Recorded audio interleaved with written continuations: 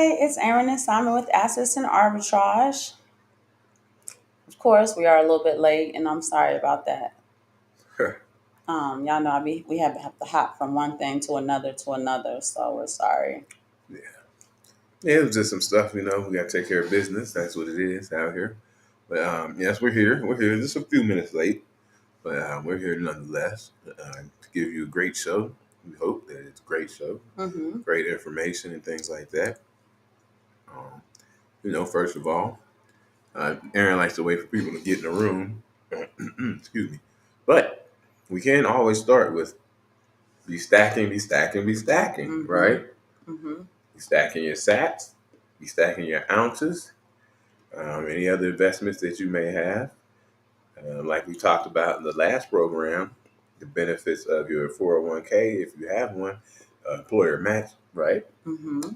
Be stacking in that, right? And all these things will come together and you'll be sitting pretty. Be sitting Mm-hmm. very pretty. But yeah, that employer match is it's a little gem. It's a gem if you have the ability to use it. Please do so.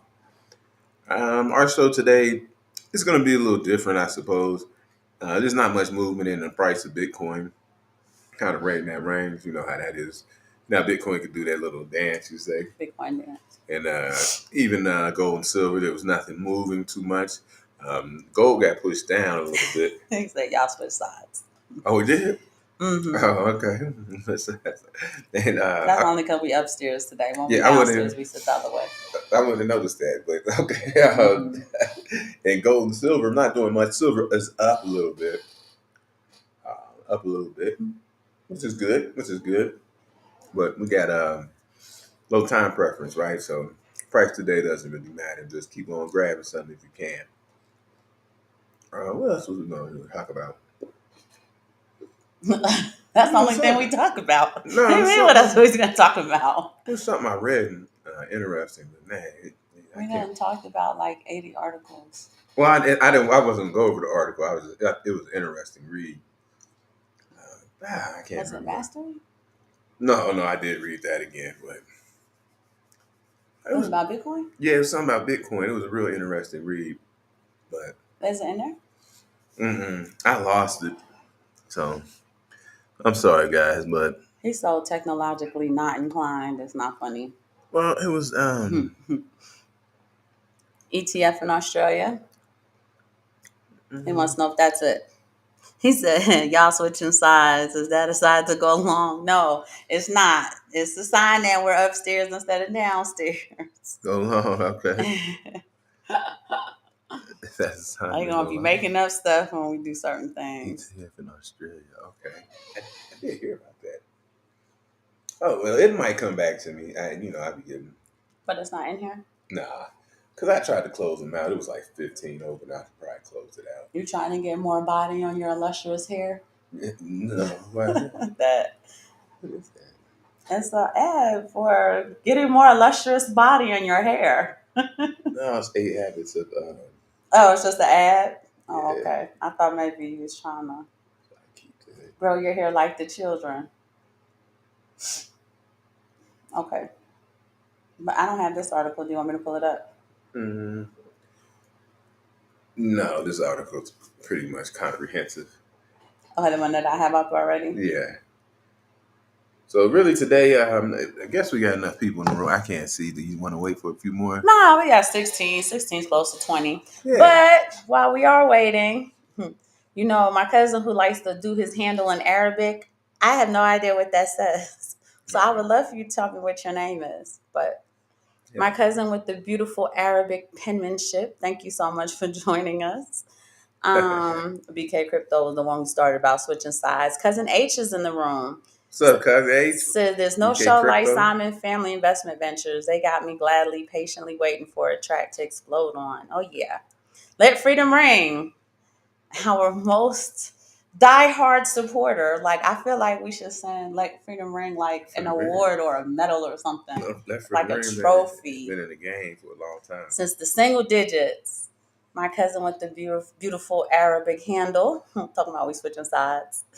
Cousin T Willine, hit that like button, good people. Oh, thank you. Thank you, good cuz. Hassan Malik. Oh, I can remember that. Sean's middle name is Malik. Yeah, I saw So I can Sean. remember that. Hassan Malik. Yes, indeed. All right, so we're just gonna make it simple today, but maybe not so simple. And I'll show you. And what we're gonna talk about. Oh, he in homeschool mode, y'all. No, what we're gonna talk about is what the Cantillon effect is and its relationship with Bitcoin. He's in So, so homeschool. I would like to just ask the chat room with those who are posting. Are you guys familiar with the Cantillon effect? Or knows what a cantillionaire is. Let's see what our chatters have to say. I wish I could give out something. If I was in the US, I could like overnight goodies and prizes and stuff like that. Mexico's terrible with their postal system.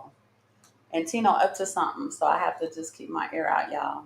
Because his brothers are at basketball practice and he's Yes, it is. tinkering. Do you want to share the screen or you want me to just go in? Okay, so cousin Hassan say he is not familiar with the cotillionaire effect. L1L, hey cousin L, Yeah, is well, not familiar with it. That's okay. enough for us. Okay, yeah. I just sometimes I want to make sure I'm not wasting you all time by All telling you right. things you already know.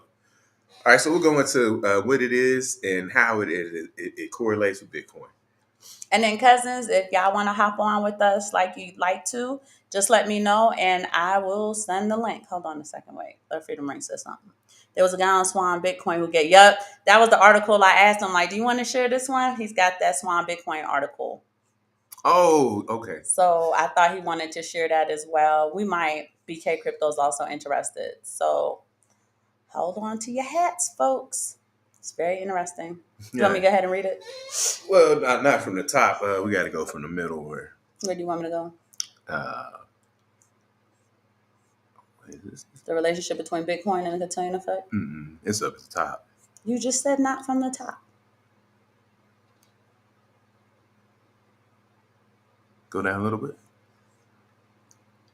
All you ladies who want a high value man, this is what you got to deal with. So we got to start with what is the Cantillon Do you want me to read it? effect? No, I'm pretty good with this one. So the Cantillon effect is an economic theory that describes how inflation of the money supply affects different groups in the country, in the economy, generating inequalities in the distribution of wealth. This concept was proposed by an economist. He's a French economist named Richard Cantillon in the 18th century, and is relevant to understand how creation and distribution of new money impacts different sectors of the society. All right, so that's where we're going to start at right here. We're going to go more into that. I think you should let me read it. Yeah, if you read that one, okay. Please. Because you got the computer. So it says this theory explains that when new money is introduced into the economy, the new money is not distributed evenly. Instead, those who receive the new money first, our fellow cotillionaires, those who receive the new money first, such as banks and large financial institutions, benefit the most from having greater purchasing power before the prices rise. Just let me know when you want to get your insights and thoughts in there, okay? Oh, okay. Okay. For example, if a bank receives a newly created loan from the central bank, it can use that money to invest in financial assets before, they should have before in all caps, y'all, prices adjust to the increase in the money supply. As a result, these first recipients of the new money can obtain significant benefits, or, as I like to say, significant beneficial outcomes. Through investments that are valued in currency terms before, again, that should be in all caps, inflation influences prices. Wow. So let's talk about what that means. So we're going to go over these 5 ways of how it actually goes through this, monetary expansion. So central banks increase the amount of money in circulation, usually through asset purchases or money printing, aka the magic checkbook. So keep that in mind right there. Money printing. Last show, they are doing 1 trillion per quarter. 1 trillion per quarter. So that's a lot of money printing.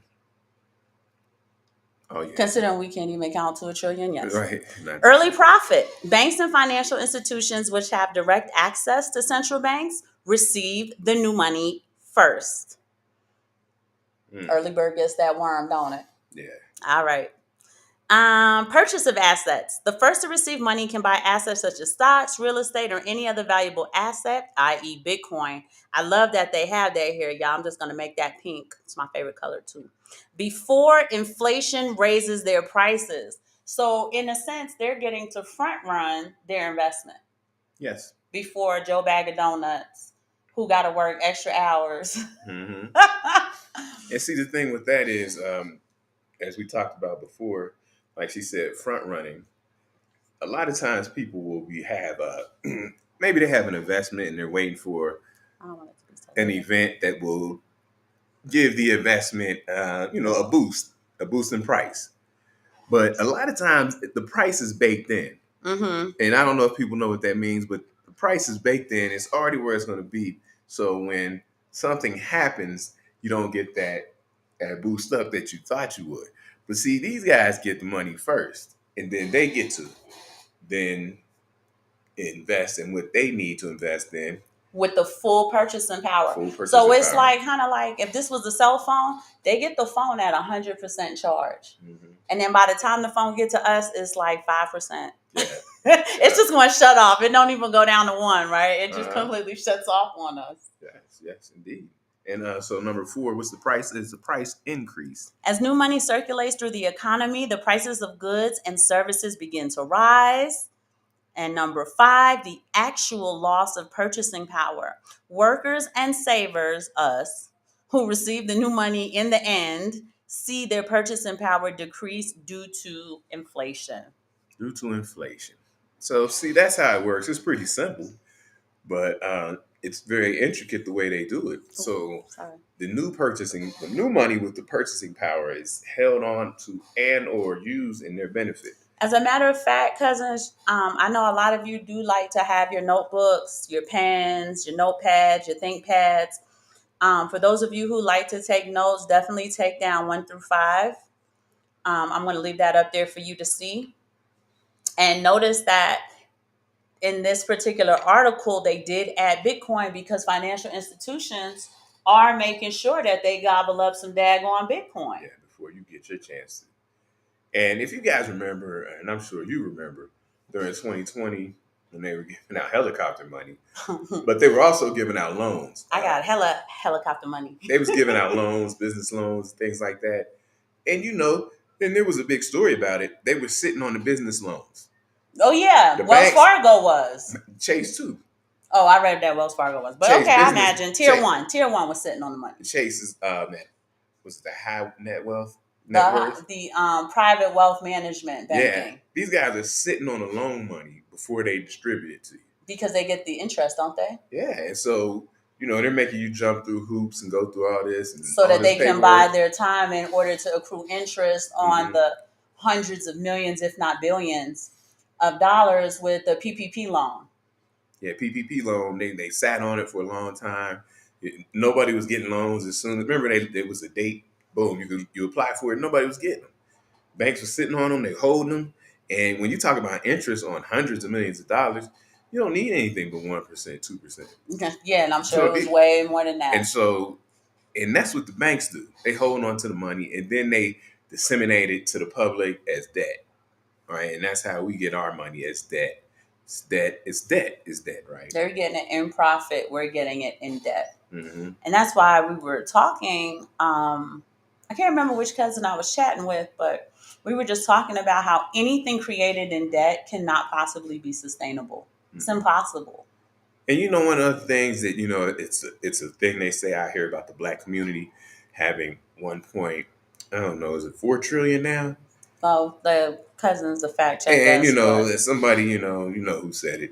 Umar said it. It's more than the GDP of I think he said Rwanda.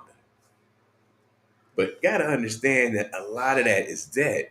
These are home loans. These are car loans. These are credit cards. Right. This isn't like 1.4 trillion in disposable cash money, right? All of it's debt. If you got a $300,000 house, and the next man does too, that's kicking in, but you don't own that house, and you don't own that house outright.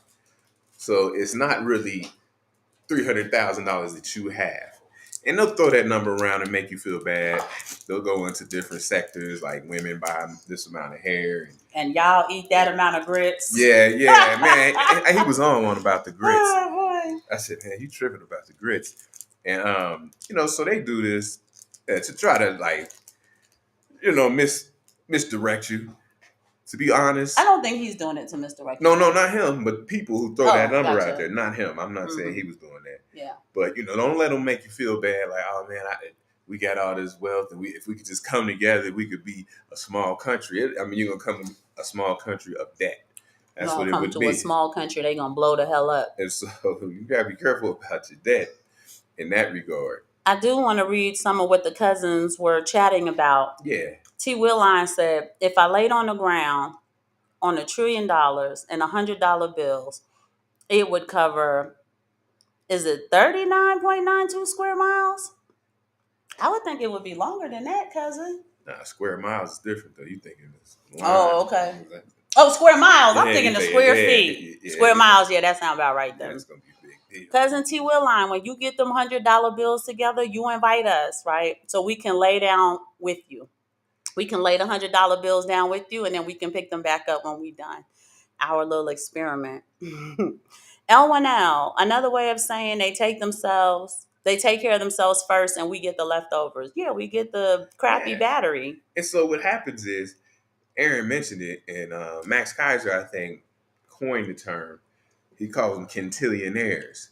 And these are the people who sit close to the money printing and always get the money first. And we can name them. I mean, it's a lot of them. But if you had access to sit at the printer, I would sit literally right next to the printer. I'm not willing to go and print them sheets off for me. I'm not willing to do what they want me to do. No, but, the Illuminati. And somebody like Jamie Dimon, somebody sit right there by the printing press. You know what you think? Mm-hmm. Who else could we name? And cousins, we're chatting to give you guys time to get your notebooks, pens, whoever wants to take notes or whatever. Yeah. And then we'll get back to it in a minute. Jay Powell, Helen, they all get to sit right there by the printing press, and they get their cut first. You talking about the Fed? Yeah. They get their cut first, and then everybody else get their cut lower and lower down. And like she said, the value has gone down in the money that you worked hard for. Right. So I think from a metaphysical standpoint, and I know Cousin Rue good for popping in on a Monday night. So when he do pop in, I'm going to re-ask him this question. From a metaphysical standpoint, they're getting the money in the plus. They're getting the credit. Yes. Right? Because again, the money is at 100%. It's fully charged. It's ready to go. Nothing's been inflated yet. And then what they're turning, and that's life. Right? Okay, from a metaphysical standpoint, they're giving us dead money. Mm-hmm.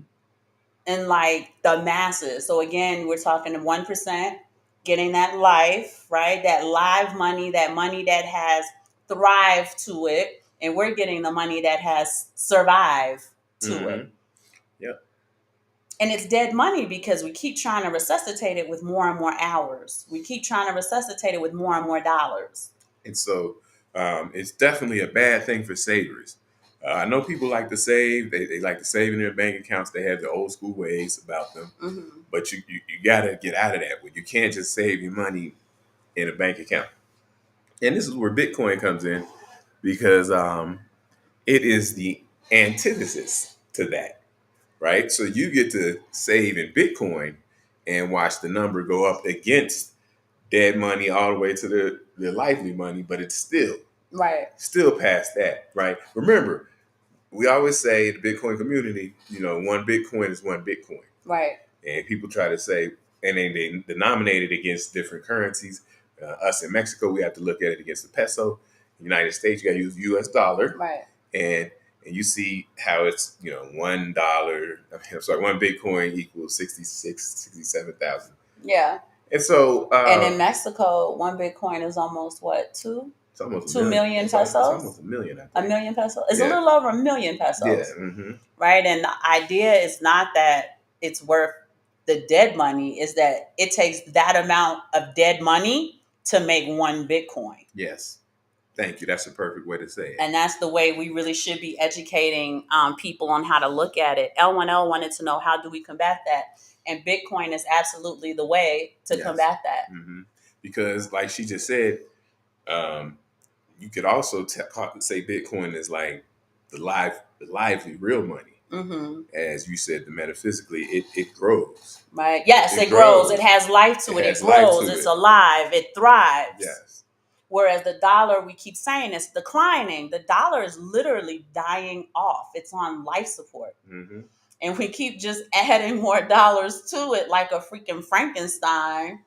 Yes. In order to, as used to say all the time, prop the dollar up. They're constantly doing this and they're doing that.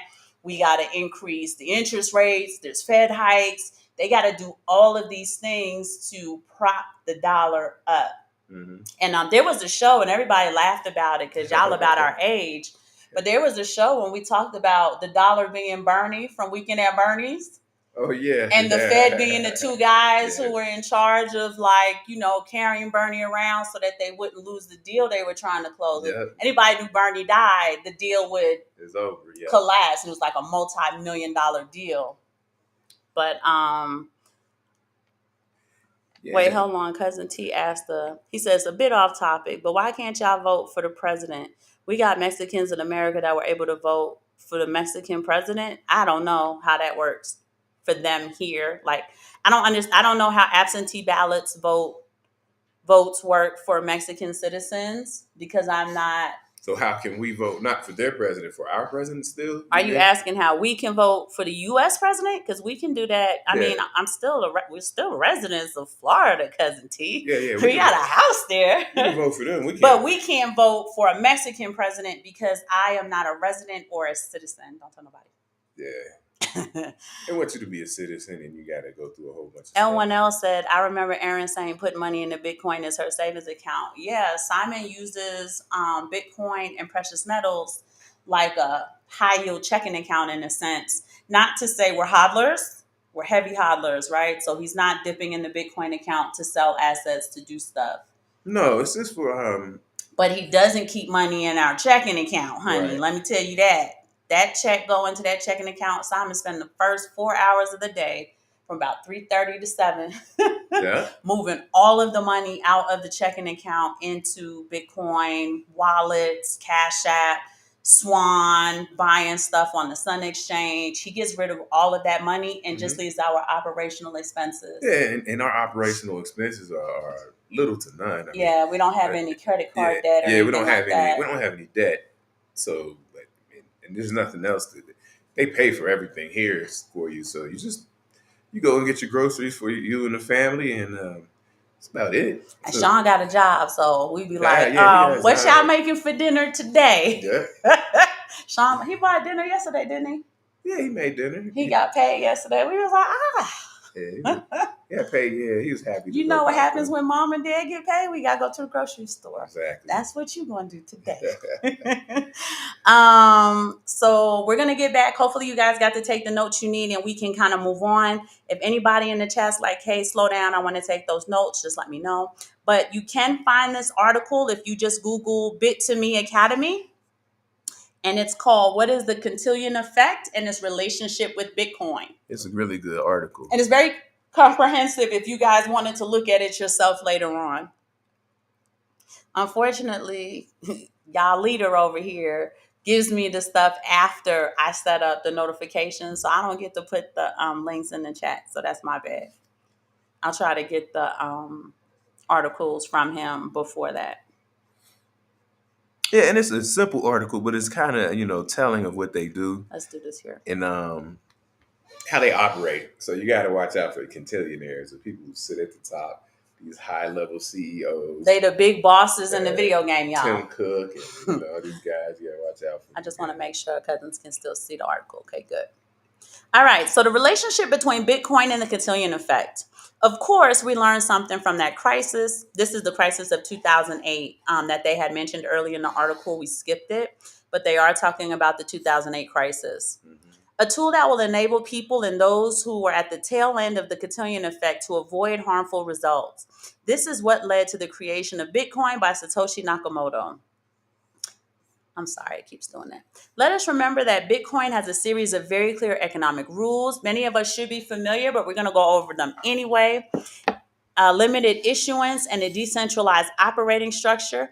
All of these features directly influence Bitcoin's wealth redistribution, an element that counteracts the effects of money supply inflation that characterizes the Cantillon effect within the world of fiat money. So basically, Bitcoin is a huge countermeasure to the Cantillon effect and has proven this for the last 14 years of its existence. So basically, its entire existence. So, cousin L1L, Bitcoin is the absolute answer to your question. One of the reasons too why hubby wanted to go over this is because in the last show we were talking about, we had the articles where we were talking about the money inflation. Yeah. I can't remember what the article was about though. Okay. But we're also talking about BRICS dumping the billions and billions of dollars across the world, right? Now, granted, that's not money printing, but because it's not money that's being in use of our economy, they're not utilizing it to settle debts. It's also adding to the money supply, right? True. So this is like a newer phenomena, like the Cantillon effect that's been around since the 18th century. Got it. But this is a new phenomena.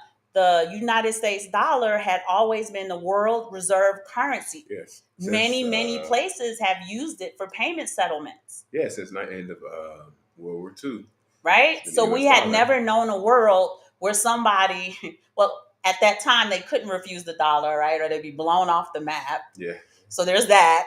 But now in droves, in I'm going to call it in solidarity with one another, the entire world is coming together and saying, we're not going to use your dollar. So in addition to the Cantillon effect of printing new dollars in order to get that 100%, that credit, right? Before it turns into a debit, before it dies. Yeah. You're also adding a significant amount of money to the money supply that we've never added before. We've never had that issue before. Those dollars had always been an operation of our economy, and now they're just coming back to our shores worthless. Yeah. Trifling dilemma. Trifling dilemma. So Trifling dilemma is coming home to see us. And for those, if you remember the Trifling dilemma, it is the dilemma where if you want to have the world reserve currency, you have to kind of hollow out your own economic system, your manufacturing, all this stuff gets sent away. So when you look at the United States, it's kind of hollowed out. Remember the times where you could just go work at GM, get out of high school, right? I'm talking about a man now. Go get a job at GM, and you can buy a house. You can have some kids, send them to school. You can do all this stuff. Send them to college, do all this stuff, and get a great retirement. That was the good old days. Remember, and this isn't part of the trip. Yes, it is. It is. They took manufacturing out of the cities. Mainly Detroit is one of the most notorious ones because they had all those car manufacturers right down in the city. In Detroit. In Detroit, and they took them out, moved them to the suburbs. But then they moved them out of the country. Yeah, then they moved them out the country. So then we couldn't even get access to them. They took the steel mills, all of that. Yeah, steel mills in Pittsburgh. They moved those out there. I don't know where the factories are in America, if there are any. No, they're not many. And then you have to pay factories workers in America so much money versus outsourcing them in another country. Yeah, like it's the Amazon factory. Amazon here is like working for the freaking... It's one of them jobs, like if you're Mexican... Forbes 500 company. Yeah, but if you're Mexican, you get a job at Amazon. You set. You work and you can raise your family. You get a nice house. Yeah, you got a nice vehicle. And so that's what they look for. And actually, they're not paying them that much. Because if you had an American come and they looked at the wage, they'd be like, what? I ain't doing that. Same thing with... and they'll work those extra hours in a heartbeat. Oh, yeah. And same thing with silver miners. Those guys work hard. Yeah, but it's gotten so bad that they had to shut the mines it's very down. dangerous. But and also working for silver mines, there's other things going on there. Engineers galore. geologists, Mm-hmm. people like that, scientists, High yeah, paid personnel. high paid personnel who could be from anywhere in the world. Mm-hmm. But if you're Mexican and you have an engineering degree, there you go. You can But you're get not going that. to get paid the same as the American engineer. You're not going to get that market price. I don't think so. Um, So here's something interesting, you guys. If we read the bold print, it says, however, if you go to the supermarket today with a budget of €500, you're unable to buy the same or the equivalent products that you would have bought 10 years ago. So it's clear that the Cantillon effect has decreased your purchasing power. That is undeniable, even if economists and the central bank of your country tell you otherwise, because that's exactly what they're doing. They're telling you otherwise. And what they do, they blame others for said effect. For those of you who have read The Creature of Jekyll Island, that was one of the, I'm going to call it one of the aspects of their frameworks, is that what we're going to do is we're going to pull all of the money out of the system. And when they ask, like, what collapsed our economy, they're going to blame it on all of these other factors. So for you guys who get a chance, go ahead and look up The Creature of Jekyll Island. Make sure you read that book. That's your homework. After all, they see the overall number, a number that they've had inflated themselves, but on a personal level, it has not benefited you at all, but quite the opposite, it has made you poorer. Now ask yourself, what's happened to Bitcoin in that same period of time? Well, Cousin Jake could tell you. 10 years ago, the value of Bitcoin was about €580, and now it's around €49,000. That is a reevaluation of more than 8,400% in 10 years. And they're doing it against the euro, you guys, not against the dollar. The point is clear. The Cantillon effect in fiat affects you by causing you to lose your purchasing power, making you poorer over time. While Bitcoin, contrary to all of this, protects you from these effects. Now, all of this is made possible by Bitcoin for two things. One, redistribution of wealth. Firstly, those who own Bitcoin may be less affected by the Cantillon effect since the supply of Bitcoin is predefined and limited to 21 million units. Mm-hmm. Basically, ultimate scarcity. Ultimate scarcity. Which is one of the major characteristics and attributes of sound money. Yes. Fiat does not check that box because you can print it into, as Mike Tyson would say, Bolivian. Perpetuity. Yeah, you just keep printing that thing forever until they shut you down. Until it's like throwing money in the streets in Venezuela. If you've seen that, guys, back in the day, Zimbabwe, his money just blowing around the street like trash because it was worthless. And I also want y'all to catch this line. It says, this contrasts with the issuance of fiat currency by central banks, where money creation can disproportionately benefit certain groups in the economy. So again, the cantillionaires are disproportionately benefit from it, and then all the other 99% people actually have adverse effects of it. They suffer from the adverse effects. If there's an increase in the supply of fiat money as a result of central banks' expansionary monetary policy, the first to receive this money, such as banks and large financial institutions, can benefit by using it for investments before the price rises. We read that already. Mm-hmm.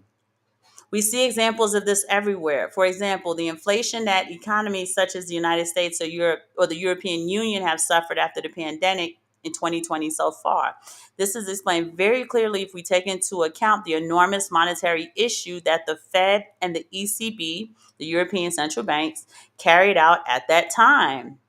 It's the helicopter money that they're referring to, y'all. Mm-hmm. And the increase in the issuance of the dollar and the euro had and will continue to have a profound impact on inflation until now.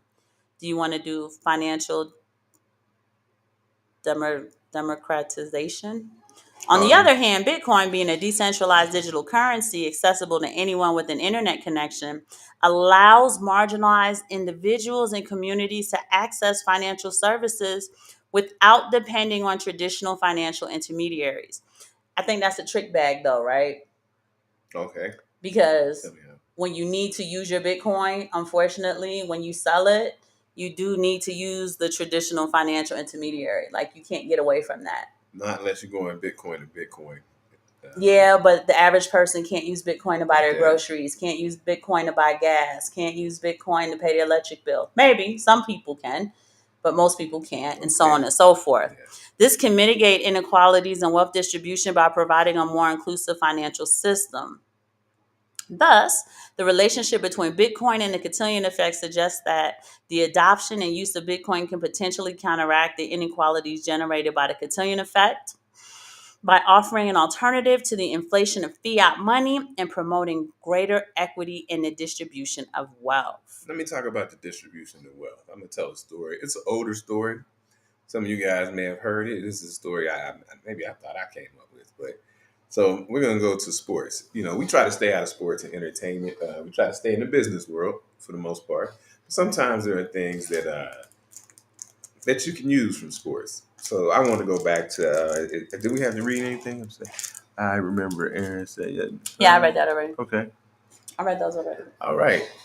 So there was a time back, you guys remember this, LeBron James played for the Miami Heat. And, he was deciding where is he going to go back? Where's he going to go play? Is he going back to Cleveland? So he eventually decided to go back to Cleveland. So the only thing I bring that up is, so we can go into this, is when he went back to Cleveland, immediately the Cleveland Cavs got a 1.2 higher evaluation of what they were worth. Just by him coming back, him alone took their valuation up $1.2 million. So what does $1.2 billion? Oh, okay. I was about to say. So what does that say? So that says the owner instantly, like a snap, is $1.2 billion richer on paper as far as his assets go.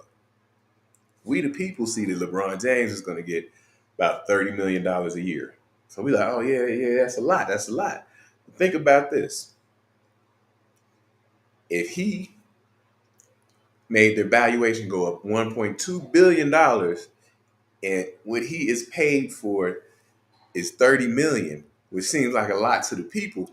But the people up at the top, the cantillionaires, he knows he got his money first, right now. Right now, my evaluation is this. So now what happens? Now what I could do, I got all kind of merch. I got merch and I can sell merch at a higher price. I got his jersey, I can sell it at a higher price. I can do all these things. And he gets that, which isn't, it's not even percentages, right? And they have written in the NBA, I guess what would you say, the legal part of the NBA is that players cannot negotiate with owners as far as getting partial ownership, where you could go to an owner and say, hey, you know what, I don't want this so and so amount over 5 years. I'd like to actually get some equity, and you can't do that as a player. And we see it as they make a lot of money, but in the cantillionaire world, they're not making any money. I mean, that's just something. They just throwing you little bits of money. But my whole valuation went up $1 billion compared to 30 million. And we could do the numbers on that, but you know how many orders of magnitude that is below $1 billion. And he becomes rich instantaneously. First. Before LeBron get paid out that $32 million. Yeah. Before he even get paid out, he get his money, and he get his money in all kind of different ways. He can raise the price of tickets now. Oh, okay, LeBron, let's raise the ticket prices. And he could do all kind of things to make money just because he brought his star power. Yeah, or as the kids would say, his aura. Yeah, did they say aura? Yeah, but they will say it's like a kind of like a plantation. But it is, right? This is a high-paid plantation. Right? This buck was able to bring to the plantation because he's a premier one, right? This plantation is now valued at $1 billion. This is long before LeBron was on the road to being a billionaire. He's a billionaire now, thank goodness. But, yeah. This is way back. This. 14. But also remember when LeBron left the Cavs the first time, what it did to that local economy. Remember they were burning his jersey and stuff. Local economy got gutted. The day he made he's going to Miami, right? Yeah. To be with the big three. Local economy got gutted right now. Restaurants went out of business. Merchandise type stores went out of business. Everybody went out of business because they couldn't sell the Cavs jersey anymore. If you've been to Cleveland before, it's a small economy too. It's not the best place. It's not the best city in the world. but they had a thriving economy down by the stadium. All because of With, LeBron. yeah, with bars and restaurants and night and places you can go out at night too, and like you say, merchandise you could sell. And then when he left, like all that stuff was ghost town. Gutted. And people went bankrupt. They was tight. They was burning jerseys. And then when he came back, they all celebrated him, right? Because he's back. I can go back in business. Now he left again. Yeah, and remember, whatever the franchise was valuated when LeBron was there, he left. It went, and then when he came back, numbers go up. He's just moving numbers like that because that's who he is. But you can understand that he's not getting really his fair share at all. Not really. It's not it don't matter how many endorsement deals he got. Yeah, you start adding all of that up. It is literally a fraction of what the people at the top are actually making. Another funny story, actually. Can't remember what game it was, but Drake was at the game, and he was sitting, I think, with the staples of the city of the game he was at, next to them. Not with them, but next to them. Yeah. Was it Tennessee? I can't remember. Was it Memphis? Could be. I want to say, let's say it was Memphis, right? Let's say it was the Memphis Grizzlies, and you see on the stable. And that old man and that old woman just kept looking at Drake. They were looking at the Jumbotron. People were clapping and applauding him, and they were looking around. They looked at each other, and then they looked at him, and they said, "Are you somebody famous?" That's how rich they were. That is how rich they were. They have to look at Drake and be like, are you somebody we should know? He said, Google me. So, the wife went right into her phone. Like, oh, he's some type of rapper or something. That's how much money they have. Yeah, that's the Cantillionaires right there. Oh, he's just some type of rapper or something. Yeah, so that's the Cantillionaires. And like I said, I'm just using athletics to show you how they move. They can move stuff around, and then he comes here, he raises valuation, it goes down, he goes here. And that's just not him, but other players do that. And this is how far we are from the Cantillionaires. They get theirs right off the spigot. Not off the spigot. Off the spigot, y'all. And then we got to wait for it to come all the way down the water. We got to wait till it dribble out of their mouth. Now, there's a verse in the Bible where there was a woman, she was asking for healing. And Christ said to her, should I take the food off the table and give it to the dogs? And she said, even the dogs get the crumbs off the table, Lord. Like, who you talking to? And she got healed, right? I think she was a Samaritan. I'll explain the story to y'all if y'all really want the backstory. But basically that. Am I taking the food off the table of the Cantillionaires, and whatever the little crumbs and stuff that fall to the floor, we the dogs, the people, that's what we get. Mm-hmm. And that's why this is so important to have Bitcoin and to diligently get it. Get as much as you can, whatever it is that you can get, but make sure that you are getting it. And don't miss out. Don't miss out. I mean, people say, oh, but the price is so high. You're still early. You're still early. You see these price predictions for 2030. They're getting out of hand. 1.5 million per Bitcoin. I forget what it has to be. Is it 1 million? For what? For parity. I believe it gets 1 million is parity. If I'm doing my math right. 1 Bitcoin per $1. It'll be parity. I think it's a million per Bitcoin. I'm pretty sure it is. But how bad will the dollar be? How bad would the dollar be? Dollar could be down and out. But if Bitcoin goes from 70,000 to 1 million or 5 million or 25 million, where is the dollar? Hopefully then it switched over to some kind of CBDC mm-hmm. and try to mitigate some of that. Rectify it and call deterioration. Call it something else and let the dollar go down to what every fiat currency goes to in the history of the world will eventually go to zero. Their intrinsic value always returns to zero. Always. I think he had an alphabet book of 326 currencies or something. There's all kind of currencies that have been going on since the dawn of time. Went to zero. Yeah, and the longest standing one is the British sterling pound, and it is 99.95%. So it's right there. So Cousin T. Willine asked a very interesting question. He says, how much Bitcoin do I need before I can feel secure? Huh. I'm going to say grayscale level. I don't know. I bet they feel very secure. They probably feel panicked with the amount of Bitcoin they got. Yeah. That's a good question. Because it depends on your household, But your yeah, budget, the amount of people in your household, the amount hmm of debt. Like that would be what we would call a formulaic question. yeah, because if you got still got a long way to go raising the kids, paying off a mortgage, Do you have loans, loans and multiple stuff. loans, home equity line of credit, do you mortgages? How much credit debt do you have as far as your credit cards go? How many car notes do you have? Yeah, Right?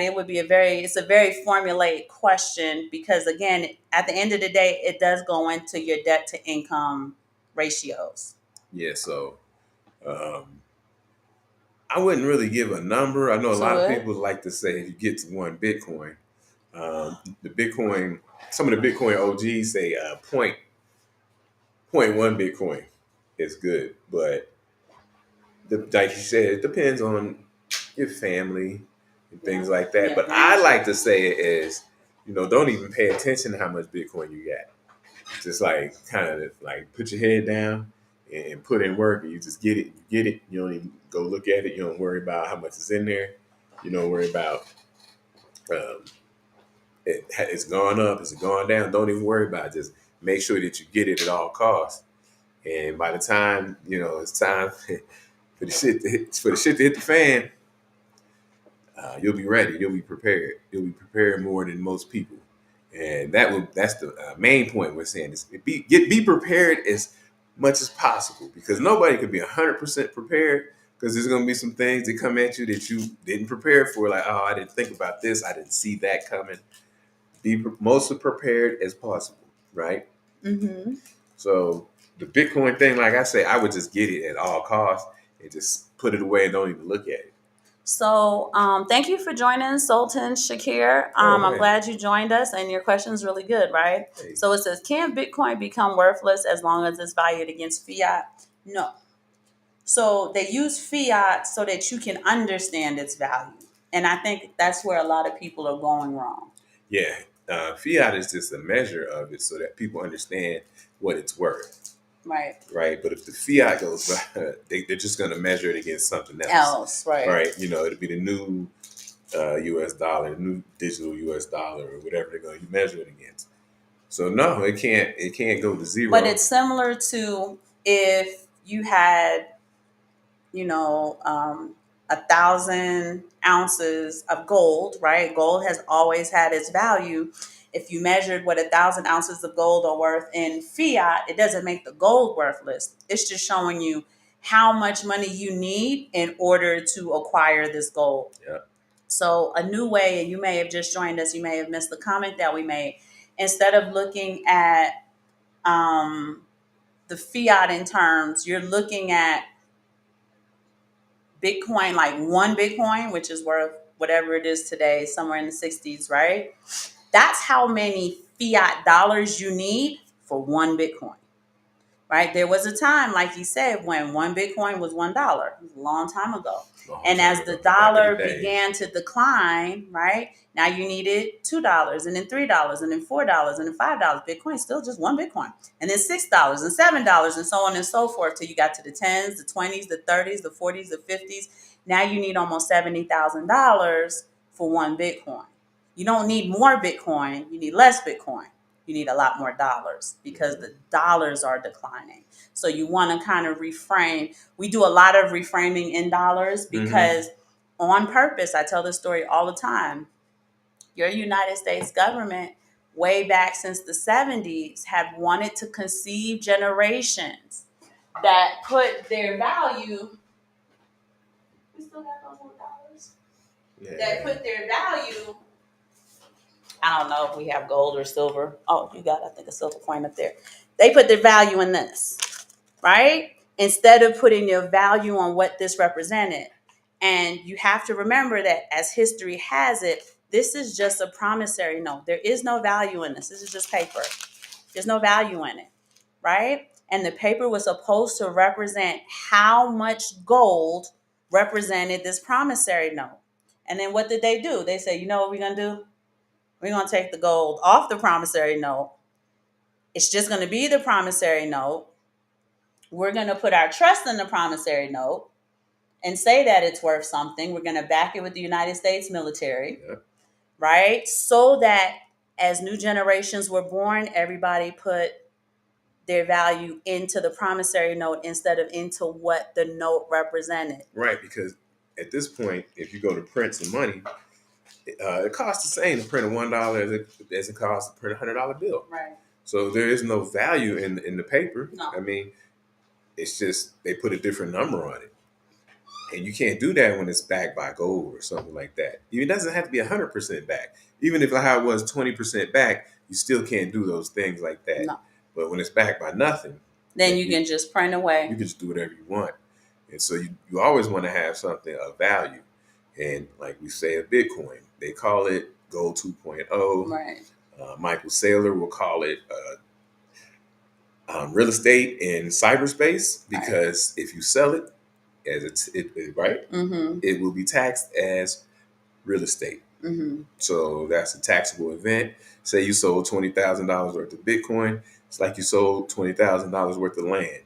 That's how it will be taxed. Right. So he is correct about it being land in cyberspace, and it's only so much that you can buy. His analogy, and I think she could probably run with the analogy more than me, but he was talking about if you got 21 million blocks in Manhattan, Yep. and that's all. There'll be no more. You can't make no more blocks in Manhattan. The this is all geographical of this area is the geographical area. That's the river. And so so when you buy all this up, you might as well buy it up, buy as much as you can, so that you can be in and say, yeah, I got some blocks in Manhattan. Mm-hmm. And that's what it is. It's like real estate in Manhattan, or whatever city you want to name. Chicago, yeah. And so grab it up in that regard. For my people who might be, I know people get on people's back about renting homes and stuff like that, but sometimes that's what people have to do. Sometimes that's what people rather do. But what you can do is have Bitcoin in your mind. Is like, this is my real estate portfolio. This is my real estate portfolio. This is what I buy. Say I buy $200 a month, and this is what I buy, and I build on my portfolio. And this is real estate. So, people try to say, "Oh, when you gonna buy a house?" And some people don't want to buy a house. Some people don't want to deal with the headache of having a home, especially in these new generations. I don't think that they're really big on having homes that they have to actually take care of. Right? You rent a house, hey, something's wrong with the plumbing, you just make that call. And they got to send somebody to take care of it. Whereas when you own a house, you might have to actually get out there and do it. In the old days, like our fathers would do it, our grandfathers would do it, but you don't see that as much anymore. You don't see that. Young guys don't know how to change tires. No disrespect to my young guys out there, but know how to change a tire. It's going to happen. It's going to happen. Learn how to change. Don't go off on a rant now. And so T. Willine said his new thing is Bitcoin is a gift from God put here to fix the world. Whose new thing is that? Max Kaiser? Mm-hmm. But let's travel down that road then, right? We live in a society where they profit off of debt, right? And there's no coincidence that the word debt sounds a lot like death. What does it mean? A debt instrument? Yeah. I don't have the etymology for it, do you? No. You were talking about debt. I'm saying debt, right? Yeah. So they profit off of debt. There's something wrong with that. It's not godly. It's actually wildly demonic. It is. And like I'm sorry I got crossed over. I was going to go into the etymology of mortgage. No, mortgage, yeah. Mortgage, a death deed, yes. Death deed. Right? So there's that, right? It's a death deed. Again, death and debt are very similar in its etymology. Now, Bitcoin, right? This is what we keep saying. It grows. It's alive. If you look at a Bitcoin chart, right, for my paramedics, for those who can read an EKG, it does look like a natural, like, heart movement. Right? It's going up, but still it has like life to it. Mm-hmm. Whereas the dollar is the inverse. This person's going to be flatlining very soon. So, there is, I don't know who it was that you said was saying, Michael Saylor was saying that. Yeah. I could smoke a bag of that. Right? If you just started doing, and maybe we'll definitely ask Rue to come on and do the Steelers Nation. If you wearing a Banquet shirt. That's Cousin Jay. Come on now. Come on now. So Maybe we'll ask Cousin Rude to do the metaphysics of it, but again, no society can thrive in debt. Can't. And they're not thriving in the debt. They're profiting first and then giving you the dead instrument. And that, when I say debt, I'm saying debt. When I say death, I'm saying death. But they're giving you both. They're giving you debt and death, right? Because what comes with debt? Stress, heart issues, Yeah. right? People start losing their mind, they have panic attacks. You can see all of the death that is widely attributed to the stress of debt. There's no life there. There's no thriving there, right? And the whole society is built up on debt, and they don't utilize that debt. They're like, hey, we got this shit in profit before we hand it off to you, and it becomes debt. We had it when it was alive, and then we handed the dead thing to you. So I could smoke what Michael Saylor's saying. It's also what we like to call checks and balances in a world that they are just constantly manipulating and deceiving, right? Bitcoin is ultimate scarcity. That's that. You cannot manipulate. You cannot, there's no magic Bitcoin book that you can pull a new Bitcoin out of, like their magic checkbook. There is no way. The ledger is very transparent. We get to see when wallets move. The other day we just saw 2.8 million move out of a wallet or something like that. Everything is very transparent when it comes to Bitcoin, whereas all these backdoor dealings and stuff they have with the dollar and how the cantillionaires, those sitting at the printer, get it first, and we don't know what they're doing with it, and they get to invest in their instruments first, and yada yada yada, blah blah blah blah blah. I can agree wholeheartedly with Michael Saylor about it being some type of divine instrument. Mm-hmm. And look who's selling it to you. This man is a billionaire. I mean, he don't really have to kick game to us about Bitcoin, right? He can just collect it and go about his business. Yeah, Ride to the sunset. Same as Max Kaiser. He was getting it way back in the day before it was a dollar. When it was a dollar. So he scooped up mega Bitcoin. He's giving it away to people. People losing it. Alex Jones gave Alex Jones 10,000. Alex Jones lost it. He needed it for that lawsuit though. Yeah, he could use it now. Use it now, but they don't have to tell us anything because they already got money and they add Bitcoin to their coffers. So and they're just turning back and giving us a hand a little bit. Right? They're over there. They got their Bitcoin golden visa in El Salvador. It's like the Willy Wonka golden ticket, right? Yeah, they got their visa. I just read the other day that Max Kaiser is an advisor to President Bukele. So, hey, he's right there in his ear. He right there in his ear. So, he got it going. He's in the ear of a president of a nation, but still, willing to chop it up with the everyday Joe Bag of Donuts. That's what they call it, Joe Bag of Donuts. And so, that's why you got to respect that. It's not them trying to hustle you nothing or sell you anything. That's the other thing. They're not trying to sell you anything. They're saying you go to the exchange and you buy your own Bitcoin. Mm-hmm. I don't know what's going on with this light, y'all, but we're just going to do it out of today. The little baby tore it up. Oh, on his little apartment party? Yeah, he was tripping.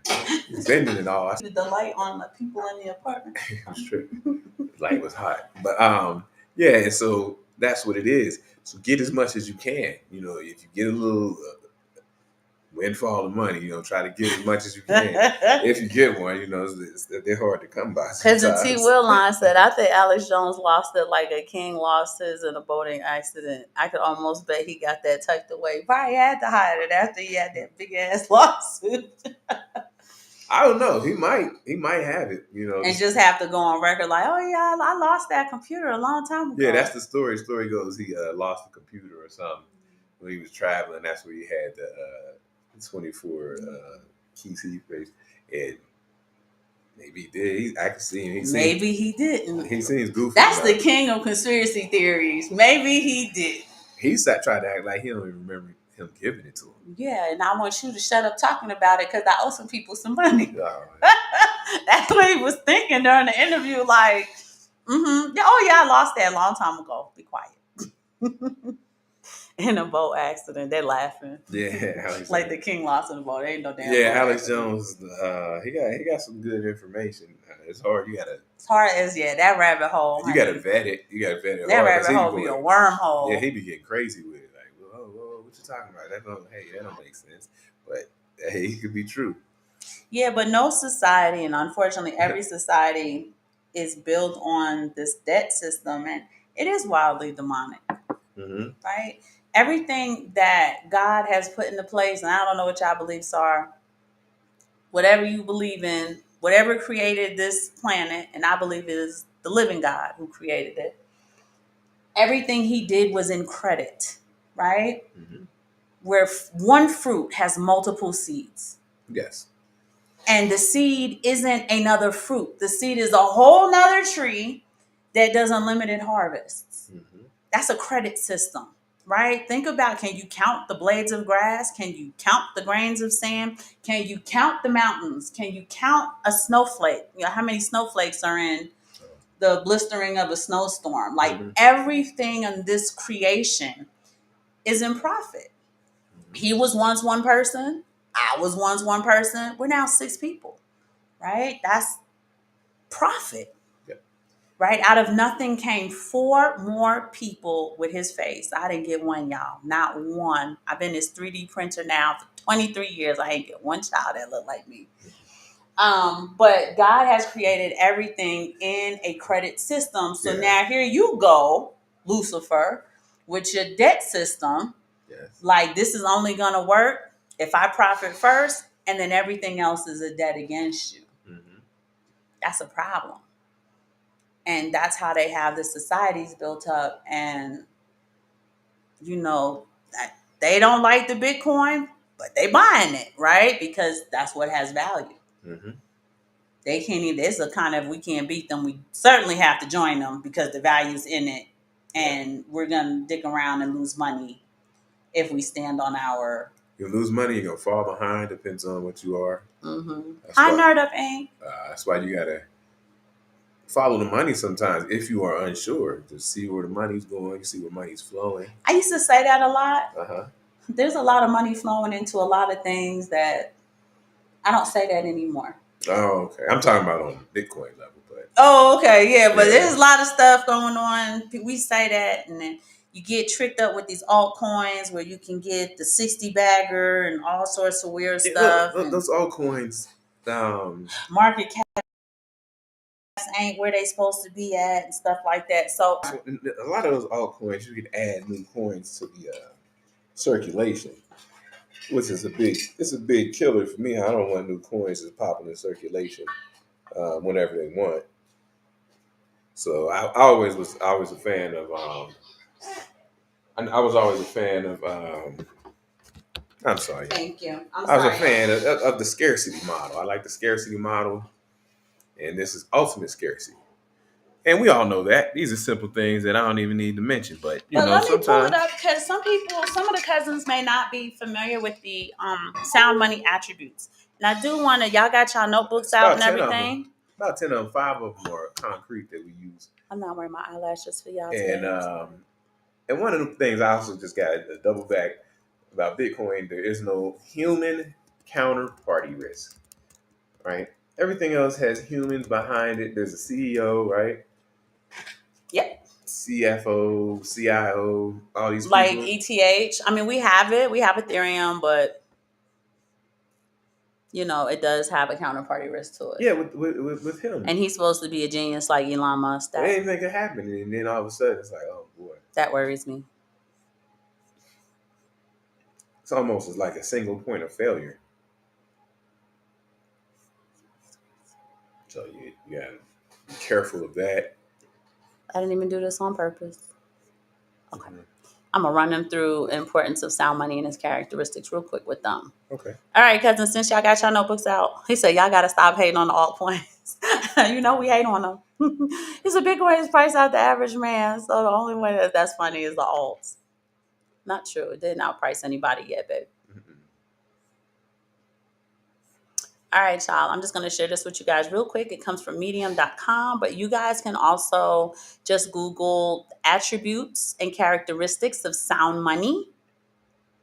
Um, there we go. All right, the importance of sound money and its characteristics and why you need to invest in Bitcoin today. I didn't even do that on purpose, y'all. Money has been around for thousands of years. It's evolved with time. Now it says, in today's world, sound money is of most importance. Fiat money is not sound money. Fiat is a currency. We refer to it as money again because it was a trick bag on your psychology. Yes. Right? That's why they call it money, because they wanted you to associate the value with the promissory note. That was a trick bag on your psychology. So, cousins, what is sound money?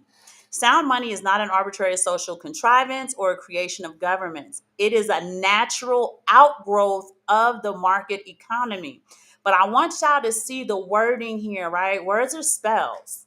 That's why I always say I want you to see how this was written. Outgrowth. There's growth there into excess. That's what outgrowth is. Yep. Growth into excess. No debt, no death, right? Sound money. And this is quoted by Murray Rothbard.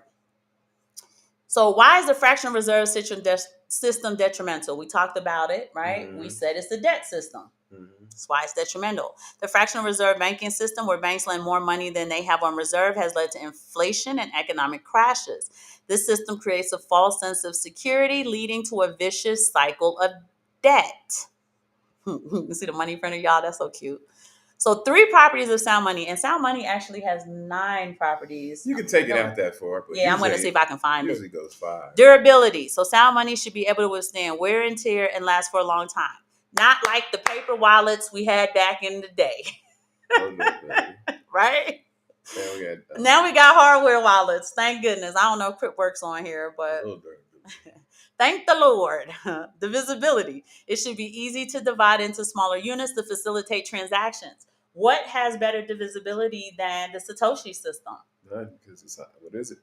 Right? So it's 100 million Satoshis to make 1 Bitcoin. There you go. That is abundance. Can any one of you sit down and count from 1 to 100 million in one breath? None of us. So even in this divisibility, there is abundance. Yes.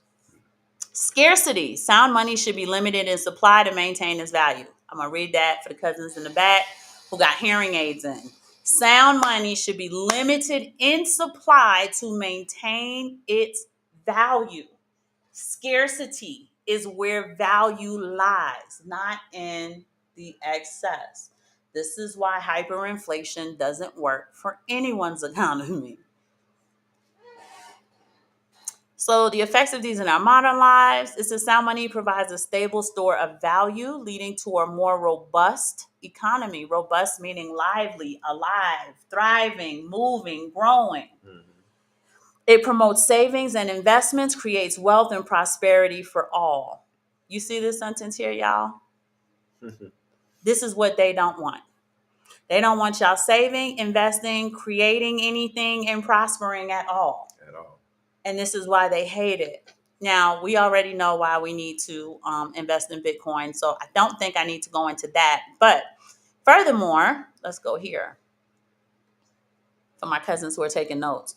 Furthermore, Bitcoin has all the characteristics of sound money, such as scarcity, divisibility, portability, right? You can have it on your phone. You can travel anywhere you want to. Nobody even knows you have it, which makes it an attractive investment for individuals looking to diversify their financial portfolios. Bitcoin is permissionless. Okay, y'all can see it, right? Because I can't read that fast. I have seizures.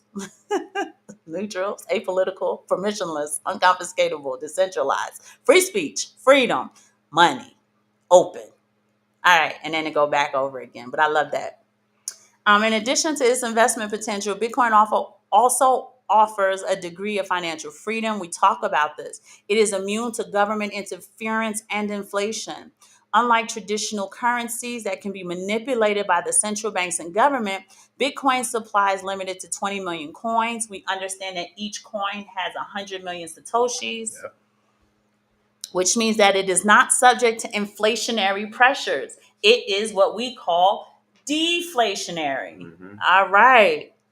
Because Bitcoin transactions are recorded on a public ledger, they are transparent and secure. And you know they hate that, y'all. Which means that users can trust the system without having to rely on a third party institution. Oh, some bonus tips. The first paper money was introduced in China. Oh, That's kind of poetic now, ain't it, right? take The ours gold down. standard was abandoned, we know, in 1971, and the total market cap of Bitcoin is over $1 trillion. All right, y'all. So definitely do your homework with that. Okay, cousin's talking. Hold on. I'm about to read your comment in just a second. Oh, I think the cousins are talking to each other. Toucan, thank you so much for joining. Is that like two chains? Toucan. Toucan. Toucan is a He wants bird. to know why cousin T thinks that people are being outpriced in Bitcoin. And then cousin T says because most people can't afford a Bitcoin and people like to own whole assets. But see, the problem with that, cousin T will line is, and if you're talking about our people, because that's what I'm about to talk about, we have the overarching problem in the black community is discipline. I'm gonna tell you that right now. If you had to look at the black community and be like, what is the number one chink in the black community's armor? It is y'all, we as a community lack discipline. Yeah. And there are a few of us, like David Goggins, who got the discipline Yeah. down track, Shout out right? to David Goggins. He be getting it in. And it's because we weren't taught that type of discipline. We weren't taught delayed gratification. We didn't have these conversations when we were growing up, right? Discipline, consistency, accountability. Let's talk about the accountability in the black community that's lacking in all areas, in all facets, right? And this is really what the problem is. Yes, most people want to own a whole asset, but ain't willing to do whatever is necessary to get to that asset. But you know what y'all will do? Y'all will spend five, six, seven, $8,000 on the prom for your 16, 17-year-old. You got that money together, right? Prom season just passed. Muggs is rolling around in Maybachs, right? You rented a Maybach for your 17-year-old to go to the prom, and you ain't got not one Bitcoin between y'all. Mm-hmm. You got the money for that. You find the money for that, right? We got friends on our timeline, got every pair of Jordan he ever manufactured, and then turn around and say, nah, we can't afford Bitcoin. If you could afford $300 sneakers, you can dollar cost average your way into some Bitcoin every month, all month long. Right? And are we willing to give up our effing creature comforts, our conveniences, our ridiculous, and I'm said it, yep, Aaron said it. Y'all can send me the emails and I'm gonna send it right back to you. Our ridiculous wants for something that we actually need. Right? What is your choice and your trade-off, ma'am or sir? You want to be free? Guess what? You want to live outside the United States? Guess what? Right? I know there's a lot of people online showing you this beautiful, glamorous life and living in another country. I'm going to tell you that right now, bull fucking shit. I'm not saying that what they're showing you is not true. They are not showing you the choice and the trade-off behind that. And not because once you get to these other places, very nice place, right, that we live Yeah, in. nice place, but there's a choice and a trade-off. But we still have to work a lot. So it's not a lot of time to be, frolicking at the beach and all that. It's just He mad because we don't get the frolic like we yeah. should as adults. And so you got to put in work. All these kids. Like don't let them hit you with the crossover, right? It ain't like that. Sitting on the edge of the yacht, jumping in the Maldives and all this stuff. Man, you got to work. But it is, right? You Because they're showing you the one side of the coin, they ain't showing you the other. So to work. Right? They're not showing you 3:30 in the morning wake ups. They're not showing you work from 3:30 in the morning till 11 o'clock at night, only to do it again the next day. And you got to be sharp. You're running businesses. You got to make decisions. Yep. You have to be able to critically think. You have to be able to problem solve, right? That's Nobody true. likes a whiner and a complainer. Okay, we Mm-hmm. see the problem. What's the damn solution? How can we resolve it? And especially as somebody like her, who's some sort of high level executive, I can't even call it the title, but Wearing me thin. I can't call the title of it, but is a It's project management this person who and puts out service fire, put out implementation fires every all day. day long. I'm daggone firefighter. She might I as well should be a just put his firefighter. helmet on and sit at my laptop. But then we got to put the fires out for his consultation businesses, right? They want to ask you all of these questions and put all of these action plans and stuff together for them and don't want to follow through with it and don't understand why they're not getting the outcomes that they're looking for because you don't want to own a whole Bitcoin or you want to own a whole Bitcoin right now. You don't understand the journey of 1,000 miles begins with one step, Yeah. right? If you said we're going to take a road trip from here to Vegas, you're not going to blink and teleport there, right? You got to take certain steps in order to get there. I don't know why people don't do that with their finances. Yeah. Your son going to the prom, you gonna find the money to buy everything he asked you for. Your daughter going to prom, you're gonna find the $3,000 for her installation, right? And then the money for her dress and the money for her. We see Black people do it every single day, every single year. Y'all want to go on 16 cruises a year? I've seen you do it. And just for the record, I paid for my own prom as a teenager. So I just wanted to get that out I there. didn't go to the prom. I paid for my own prom, but I had a little bit of money back then. I was working. I didn't go. I saw how much it cost, and I said, I think my money will be better spent on my debit card when I get to basic training because I knew I was going to the military.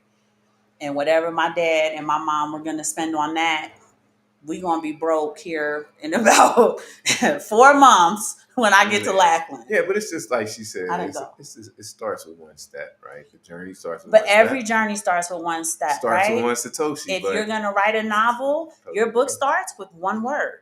If you are going to be a photographer, your business starts with one photograph. Like, there's nothing you do that doesn't start with that one step. So I don't understand that mindset, right?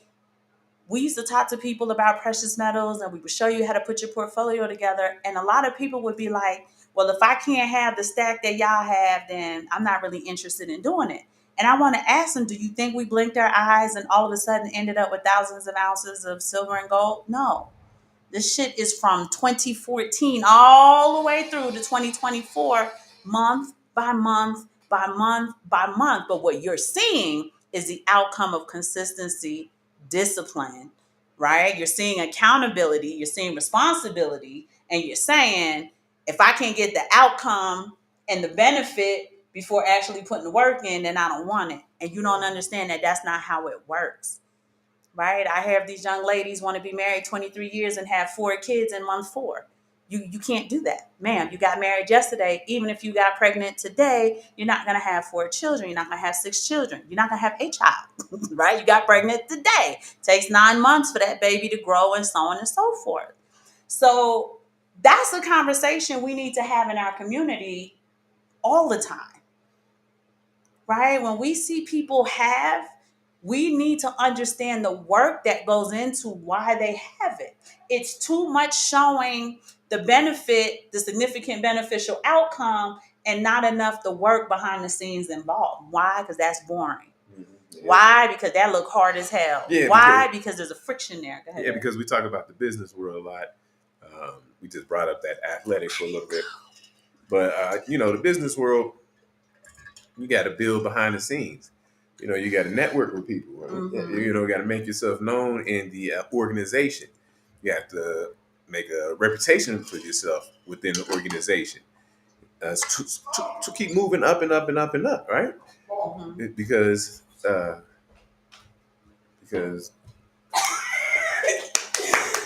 sorry, we had a dead phone. Thought we had to buy a new one, and now we don't. Yeah. 1,800 pesos back in the budget. Yay. Okay. Didn't go to the prom. No, cryptonomics, I didn't. But just in case you're trying to play me, let me explain something to you. I drove a Jaguar to high school every day. So I had the money to go. I was just smart with my money. Did you have a date? Yes, I did. Wow, would you like me to get him on here so he could tell you how he cursed me out for not going? Okay. Friends. Okay. He might be lament on how he lost me. Well, I didn't go either. Oh, cryptonomics didn't go either. He was homecoming king nominee. Prom was overrated. I was not any of those things, right? In high school, I'm social, like I'm good in social settings. I can do Yeah. the show. I don't have stage fright and stuff, but I'm an introvert, right? I'm one of those corny, geeky people who rather read a book or write in her journal. He used to be an introvert. I don't know where this came from. That he wants to be social all the time. And Aaron, we got to go here, put on this dress. No, We're going to meet the mayor. The mayor won. We got to go to his party. Why we got to go to his party? We ain't vote for him. I was a little younger and I had a lot of discipline, and so I was trying to get to where I was trying to get to. But so prom was in June for us. No, it was in late May for us. Yeah. We graduated in June.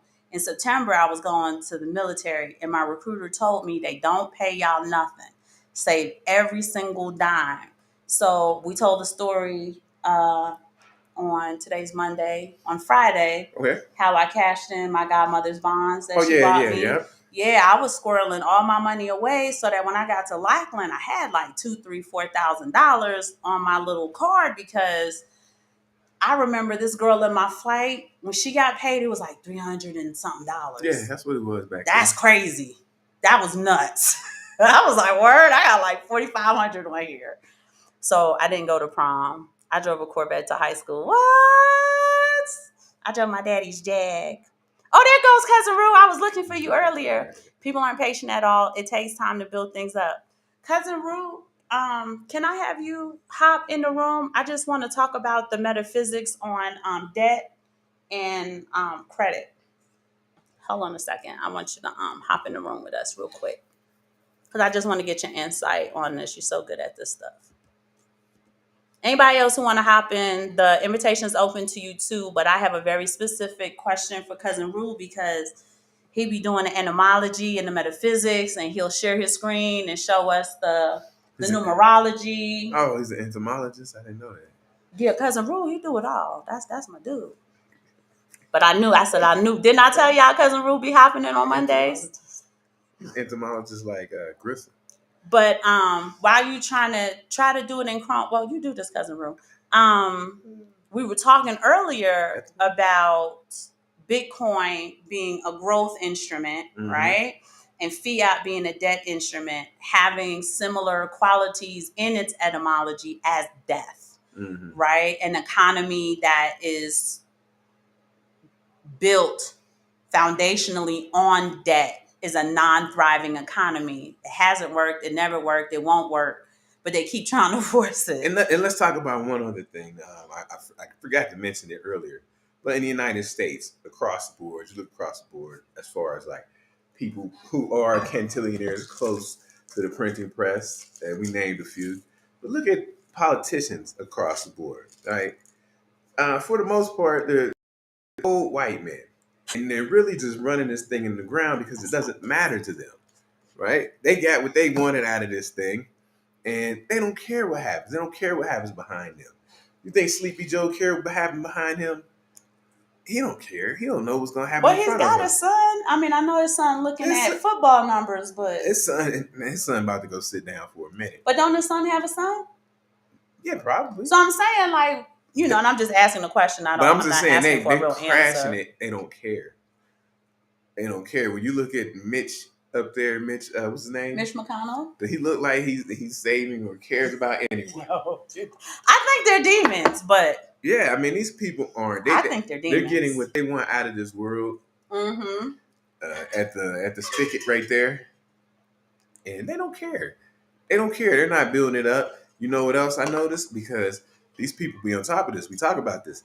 The Western world is on below replacement. And what does that mean? That means white men and white women are below replacement. So what they think is the United States, is going to be taken over in about 50 years. It's not going to be the United States. They love there'll be no let's make America great again. But what I find ironic is it's probably going to look like what it used to look like before your asses came and tried to conquer it in the first damn place. Now, they won't be as dark, right? There's 47 people in the room at the hour and 24-minute mark. I'm not sure Cousin Rue going to be able to join us or not. But yeah, and so, they're just running it into the ground. They don't care. They don't care. They don't do anything.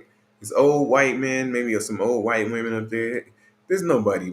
How in the hell can you have a presidential election of a country like the United States, and only two people you got to pick from is what, a 75-year-old and an 80-year-old.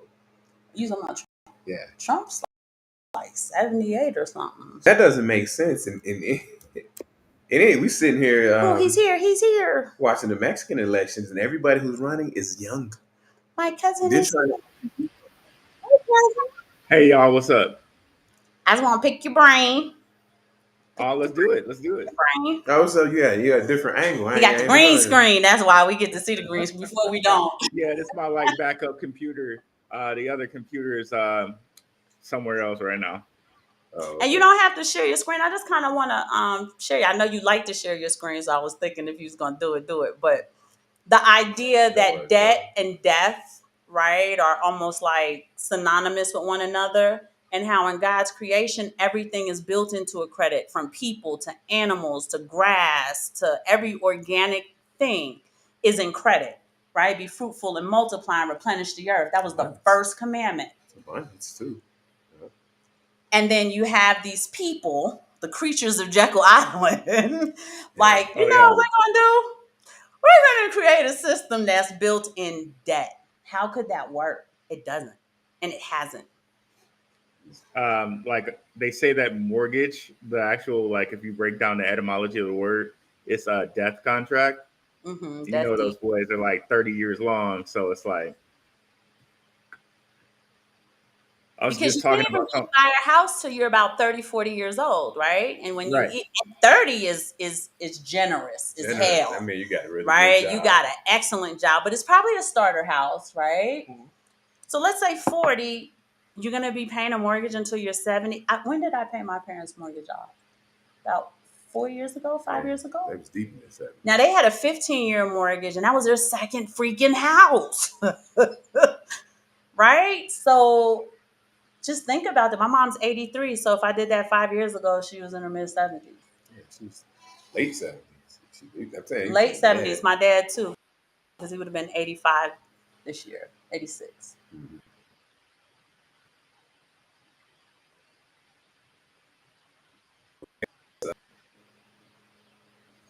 It's an effed up system, but again, Like the fighting it. metaphysics of it. I just wanted to tell them because I think it was cousin T who said that Michael Saylor believes that Bitcoin is from God, it's divine, and it's here to save us. And I agreed with it. But what are your thoughts? Well, y'all know how I got into that whole thing about Bitcoin being immutable, right? Yeah.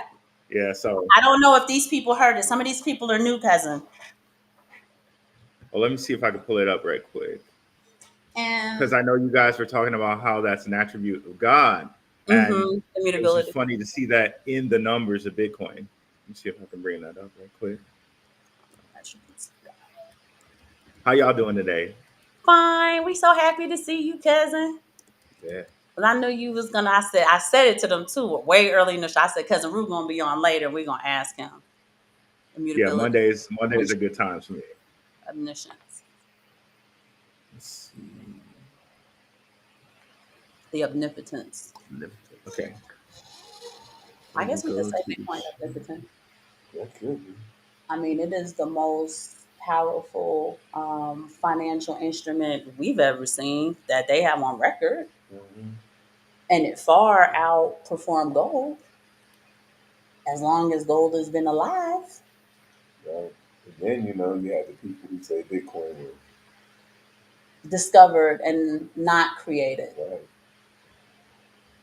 And Max says that they show you the post-apocalyptic world where like all of the fauna and stuff are growing on the skyscrapers and stuff in Manhattan and in LA and stuff Okay. like that.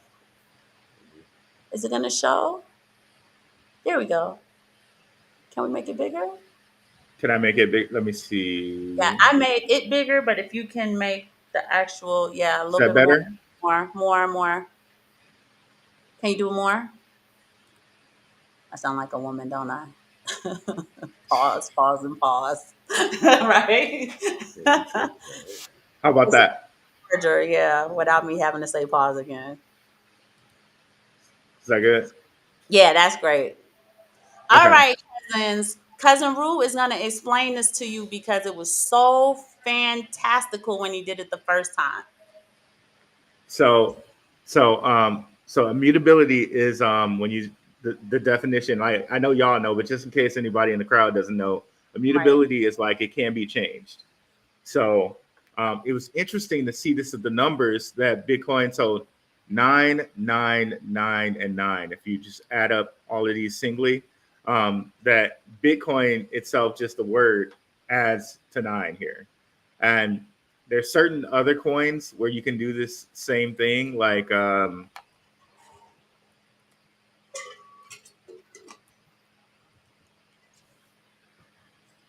so it's not like I don't think it's a coincidence that they chose Bitcoin like that.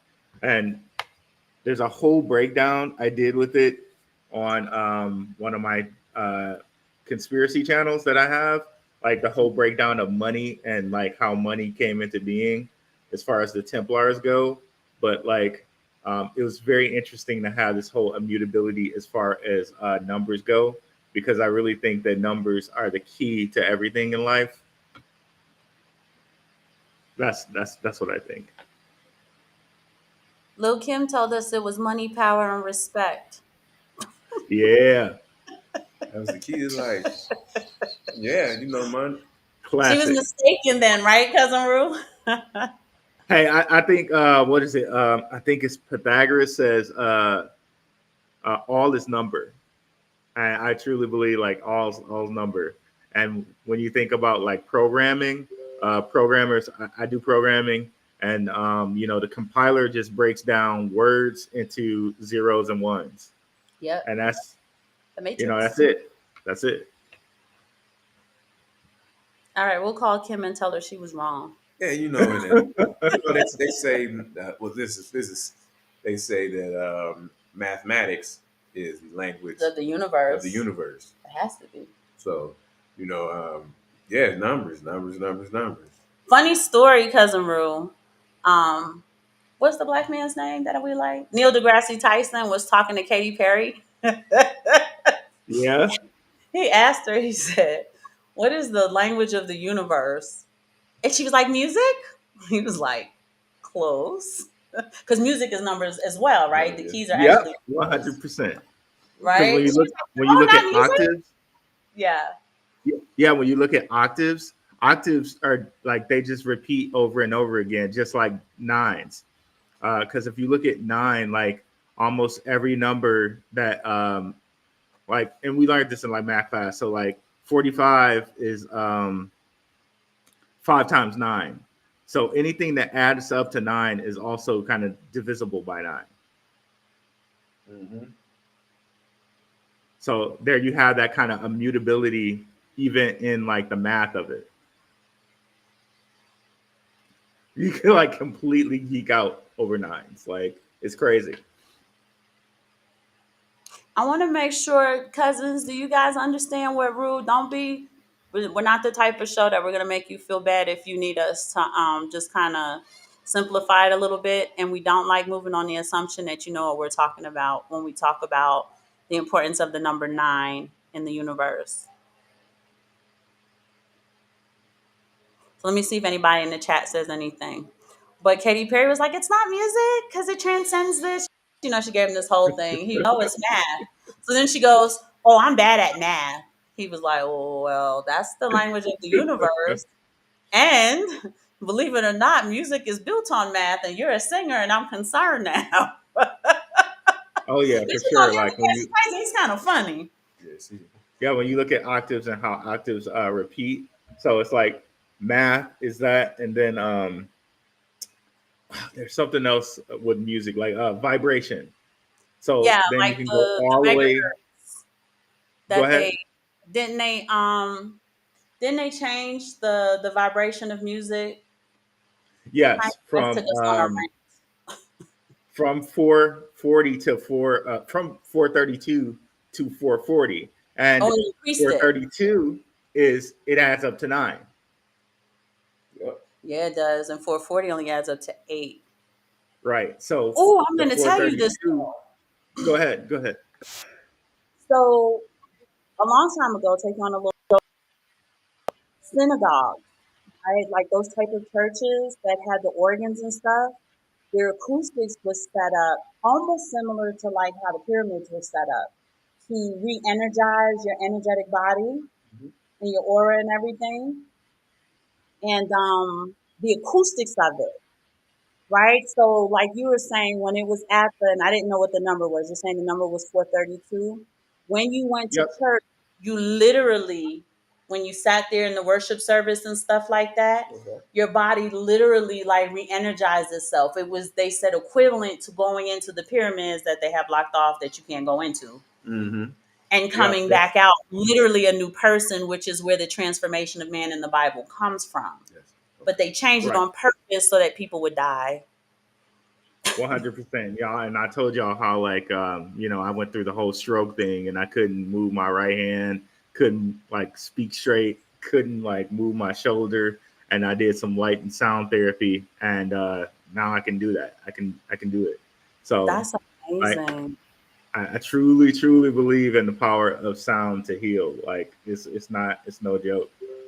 And that's what the shofar was too. Far? The ram's It's a horn, the show. shofar. What's that? So the shofar is a ram's horn, and what they used to do is they would blow it in Israel, and it also had certain tones that were supposed to revitalize your energetic body. Mm. So for people who, let's say you were super sensitive, and you can kind of see people's auras, it Yep. would revitalize that and kind of reset it. Like reset, it's almost like restarting your computer. Yeah. Yep. And that's what the shofar in Israel was for. I don't know if they still use it and stuff like that, but it was tuned to whatever you're saying the vibration was supposed to be. Is 432 you said? Yes. Let me see. And Mm-hmm. then I know Kanye West took us on a stroll about how bad 808 is for your energetic body. Yeah. Uh-oh, did we lose cousin? Well. Press the wrong button. My No bad. worries.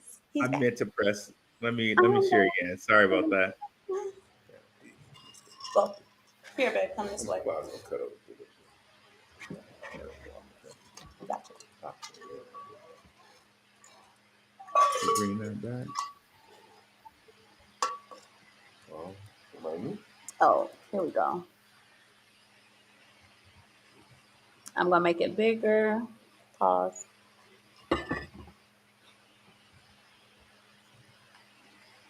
If you come along. I'm coming in lawless, right? So here we go. It says 432 frequency is more than just a harmonic pitch. It's a tool that helps reduce stress, promote relaxation, expand consciousness, and create a deeper connection to nature and the universe. And coincidentally, it also adds up to 9. Okay, cousin, I'm gonna tell you, you need a microscope to read that. Not even a Oh magnifying dang! glass, Okay, let me see. but a It's because microscope. this monitor I'm using has like ridiculous resolution. Okay, let me see. Okay, there we go. That was a shot at my lack of a monitor, y'all. You see how cousin Ruby trying to get me? That's because I talk about his bad pizza in Detroit. Yeah, you can't talk about Detroit pizza now. Come on now. Roddy Rick. Oh, yep, we see it now, cousin. We see it.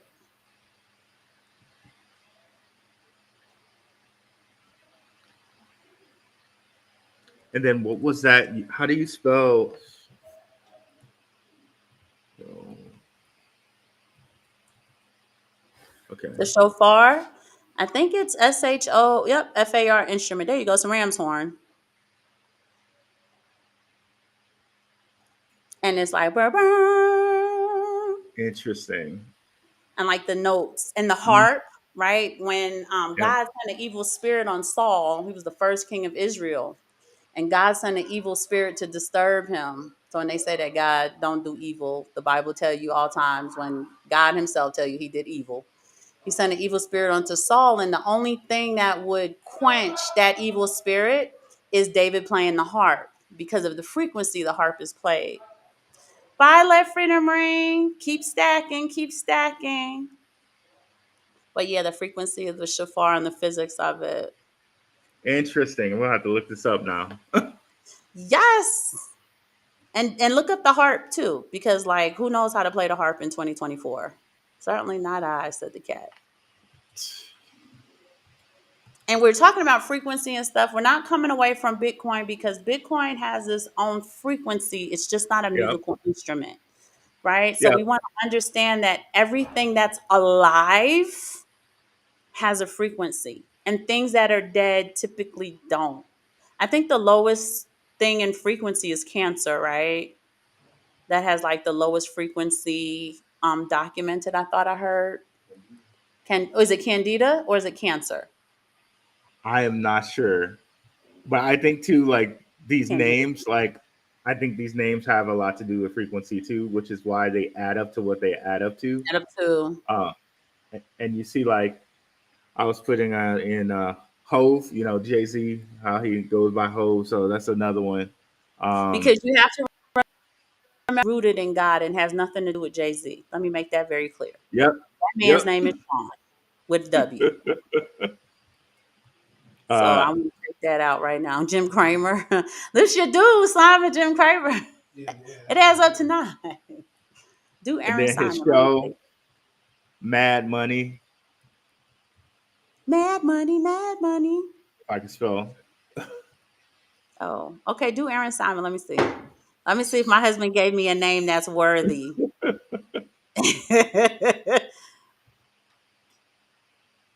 Oh, as of today. And that one does 10. I did not get a name that was worthy, Mr. Simon. What's your middle initial? And Maybe let's try to end. Let's see. we And can that's make it. We actually can my make it work. trademark name. So it's Aaron N. Simon. Yeah, that's the name that my husband did pay for. Still not 9. We try. I had to change my last name, y'all. don't don't tell Gordon that. I'm just joking. You know what's funny, Rue, is that I've been Simon way longer than I've ever been my maiden name. That's nuts. And I'm only 43, so that's a long time. Right? Well, it's done you pretty well so far, right? It's working out. It's- It was gonna work, baby.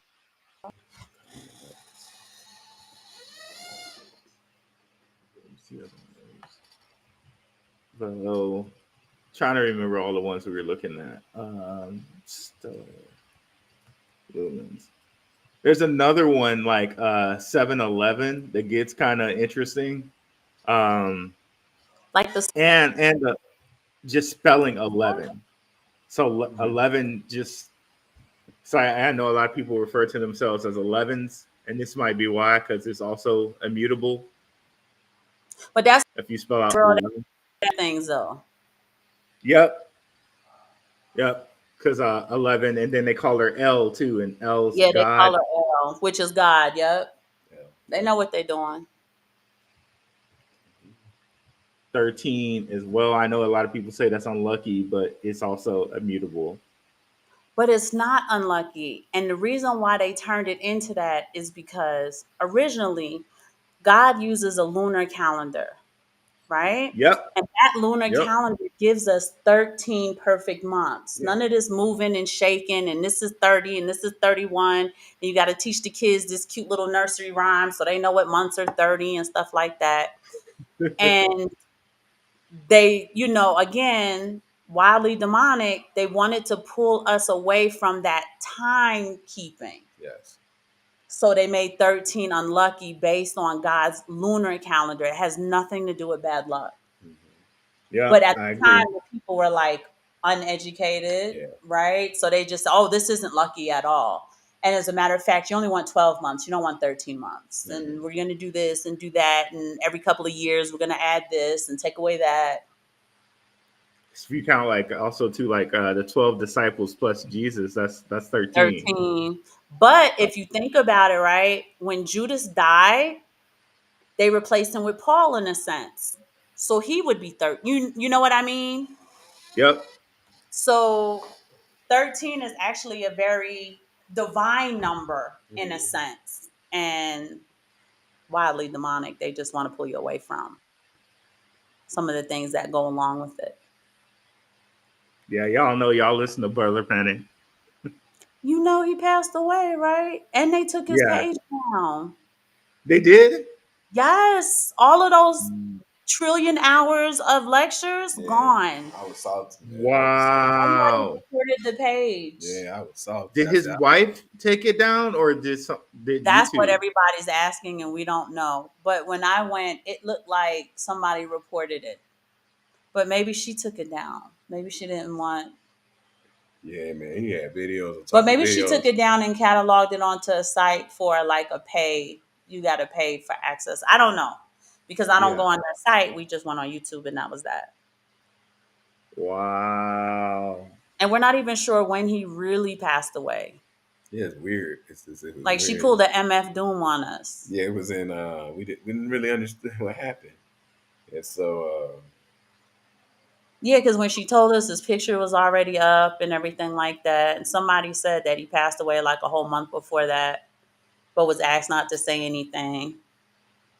So I don't know. Really? I don't know. Yeah, but you know they dabble in a yeah, lot of different spirits. So because I don't get involved in his that last live I watched one, I thought it was weird. It was only an hour. instead of nine. Yeah, I'm like, okay. So I said I watched this real quick, and then he was on there talking about I'm not gonna keep coming on here and giving y'all all these jewels and He stuff was like on his that. old man crotchety mode. But maybe he knew something. We But didn't yeah, know. maybe he knew It something. was like, oh, okay. So, yeah, man. Wow. Put this whole page down, man. I was So like, we don't Because I have all wanted to watch a lot more of his catalog. I'm sad that it's all gone now. well, I let hope me she puts it on a paid site or something because I definitely pay to see it. But Yeah, they have their site. I don't know, cousin. Maybe I'll have to email it to you if you don't have it. yeah, I appreciate that. Oh, how about I put Bruh Panic before I get all of this foolishness? Let me see if they. We have his final message from Quantum, but it's other people posting it. So you can get Panic's catalog from like the other people, but not from his site. Like you couldn't go right to his site. These are, you know, what I'm talking about like Yeah. what was his name? Masterly Foolish and yeah. all of them, but not from him. Nope, Ace's Temple. These are other people posting Panic's. Yeah, these are other. You can't access his actual site anymore. So, unfortunately. All right, cousins. Did you want to share anything else about debt and death and Bitcoin thriving, almost being omnipotent as far as money goes? Well, I think it's interesting that we have like the Federal Reserve, and the moment they print money, it's just debt on it when it's not even you can't even redeem it for nothing. That's just that's just crazy. I also wanted to share the Creature of Jekyll Island with the cousins. Oh, please do. You want to pull it up? See if I can pull it up. Yeah, I just pulled it up on Amazon, but I just wanted because some of the cousins they take notes and stuff. Yeah, You they definitely should want to do. Uh read the huh. Creature of Jekyll Island family. Very interesting. They're going to talk about the creation of the monetary system that we are familiar with to into Sorry. why. Did you break it? Yeah, there it is. That fourth one. Okay.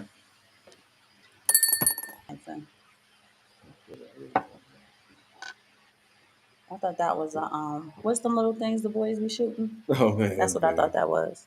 Yeah. Yeah, so you guys can go on Amazon and grab it. I think too, if you just put the Creature of Jekyll Island PDF, you might be able to cop a free one. I don't like doing that to authors, but people whose budgets are super duper tight. Let me see. Yeah, they have certain like where you can grab the free PDF and stuff like that. If you can buy it, cousins. Don't be cheap. We authors, we be needing our pennies. And they even have a PDF activity workbook. I've never seen that before. Help your children retain what they learned about inflation, savings. Just because it says children doesn't mean that we as adults couldn't benefit from the workbook.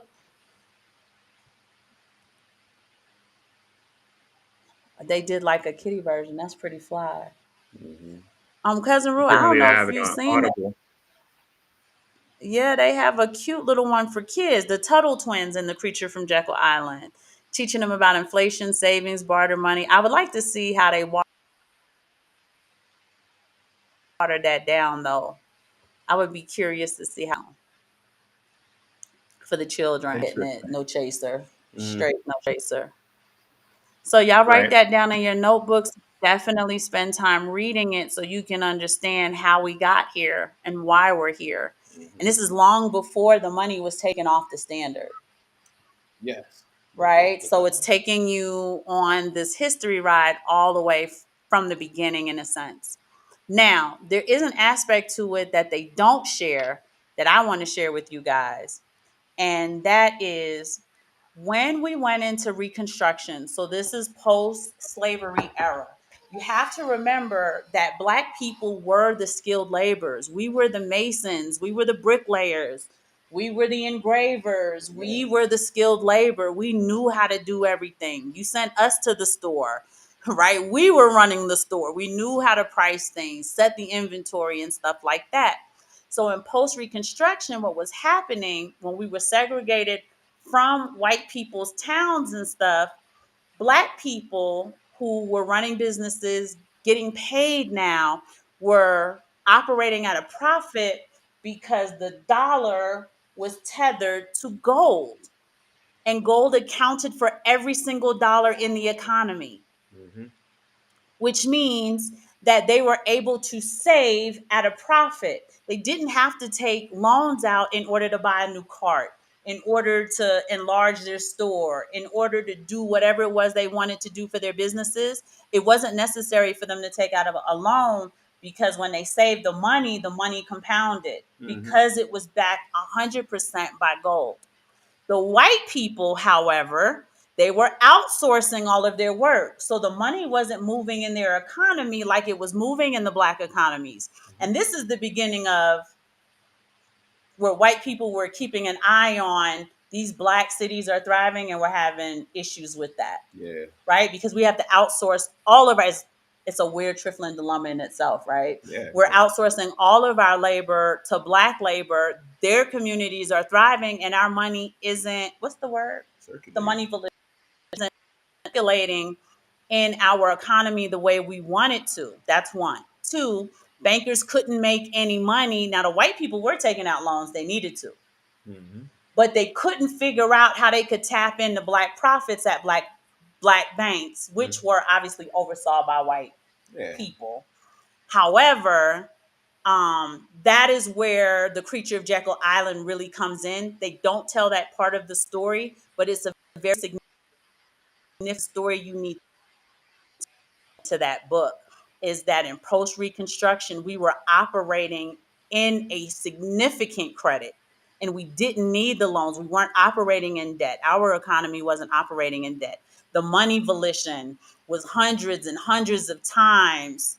Is the opposite of what we have today. The money was circulating in those communities Yeah. You because see. they could only shop in those communities. You You can only see. shop at a Black You store. see communities like Tulsa, and Right. Rosewood, So white Roosevelt. money was traveling into Black communities and then circulating so many times because that money couldn't enter back into a white community. No. Segregation wouldn't allow it.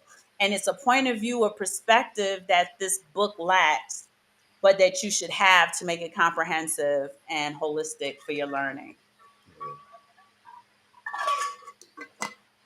I be trying to tell y'all, Simon and I, we're a bunch of nerds. Yeah, they painted themselves in a corner on that one because All you do is read and you know study. if they get all the money and it's circulating, then but you done made a rule that they can't come to your communities, How You can that? box yourself in. And that's where all of the bombing and the lynching, that's like how all of that started. Because they were mad that they set this rule in place to constrain it and then couldn't pull it back. They didn't know how to pull it back. Mm-mm.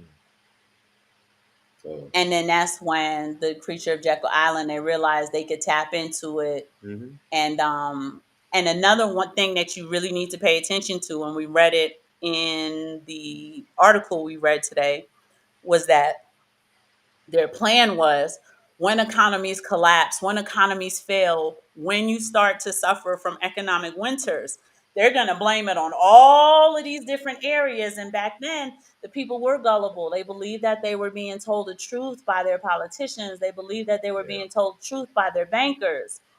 And we know that they some goddamn liars. Yeah. We know that today.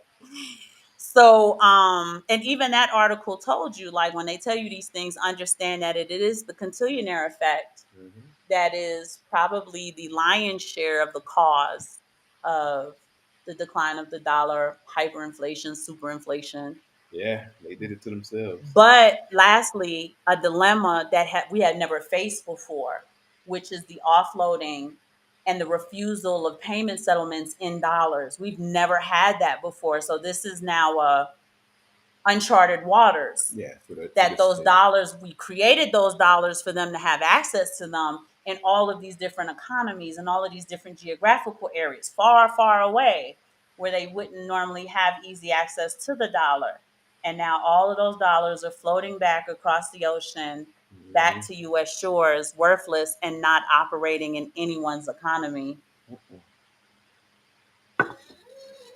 Worthless. Get the Bitcoin.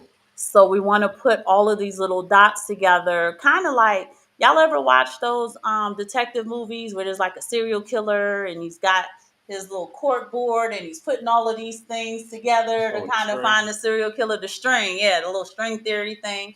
That's what we have to do when we're looking at all of the effects of hyperinflation and just understand how that affects our economy. Yes, we want to be stacking, stacking, stacking our Mm-hmm. sats, but we also need to understand how these things affect our day to day, living, Mm-hmm. our quality of living. Oh, yeah. I agree with you wholeheartedly. You really ran this one down. This is a good one.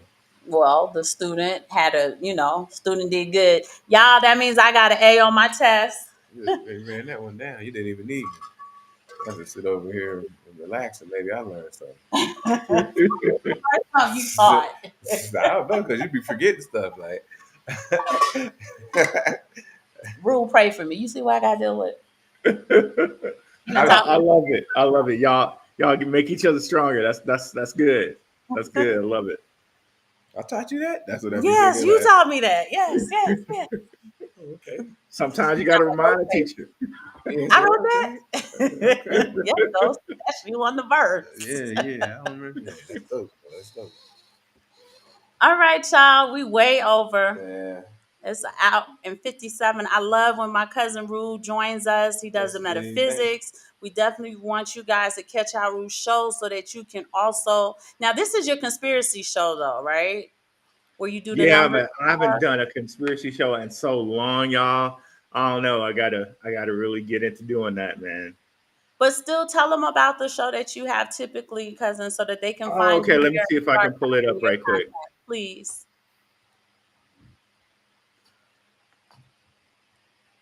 We need to start looking for some conspiracies, and then maybe we could do like a mashup, like a Marvel DC mashup.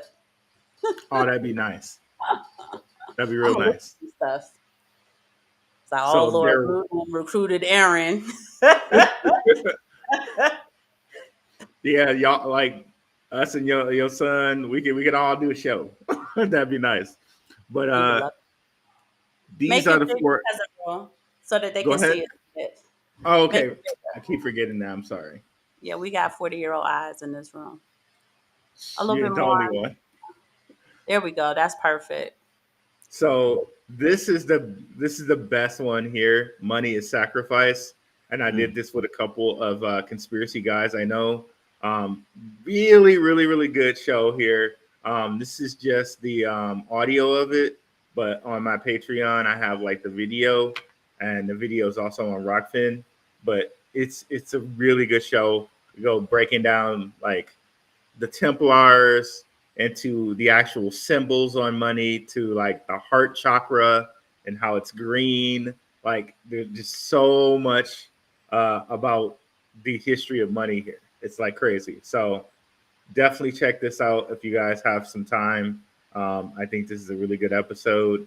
Um, and yeah, like all of them if you have some time. But I definitely need to get back into like doing these shows. I had a whole like freaking logo made, and I just haven't had any time recently to do anything. Is that the Kabbalah or no? Well, Kind of. I just wanted something that had like a six vibe to it.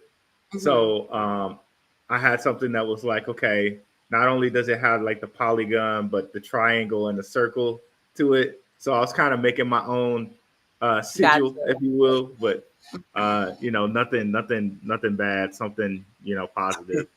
I'll tell you if it's bad, because no worries. I'll be in my little Bible. I'll tell you if it's bad. Just don't use Appreciate the it. star run fan, please.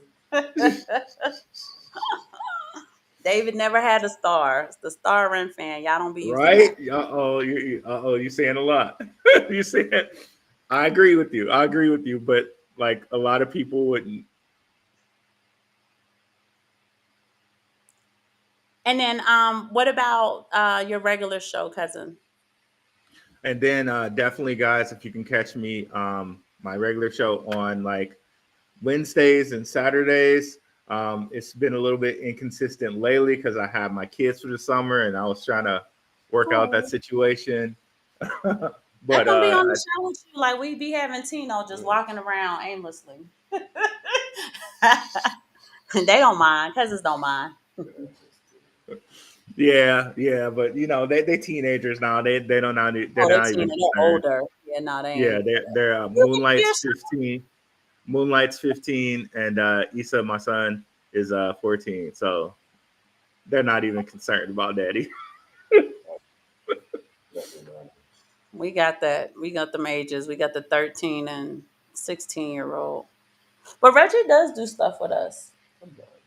And then Sean be happy to hop on the show with you any day, cousin Rue. He be waiting too. Like we doing the show? No, not yet. We got to find a conspiracy first. I know. We got to go look for one. We should call up Alex Jones. Like, what you got? Right? Just pick a card, any card. Give us that, and we're gonna run with that. But we appreciate you so much for hopping on last minute, cousin. Your insight is always extremely valuable to Yes, sir. Simon Family Investment Ventures, especially on a metaphysical level. We appreciate it. Appreciate y'all. Um, Other cousins, we will see you guys on Wednesday. Do we have a show? Yeah, that was the show. Boy, that yeah was real shaky. You hear that, cousin? Yeah, we had a show.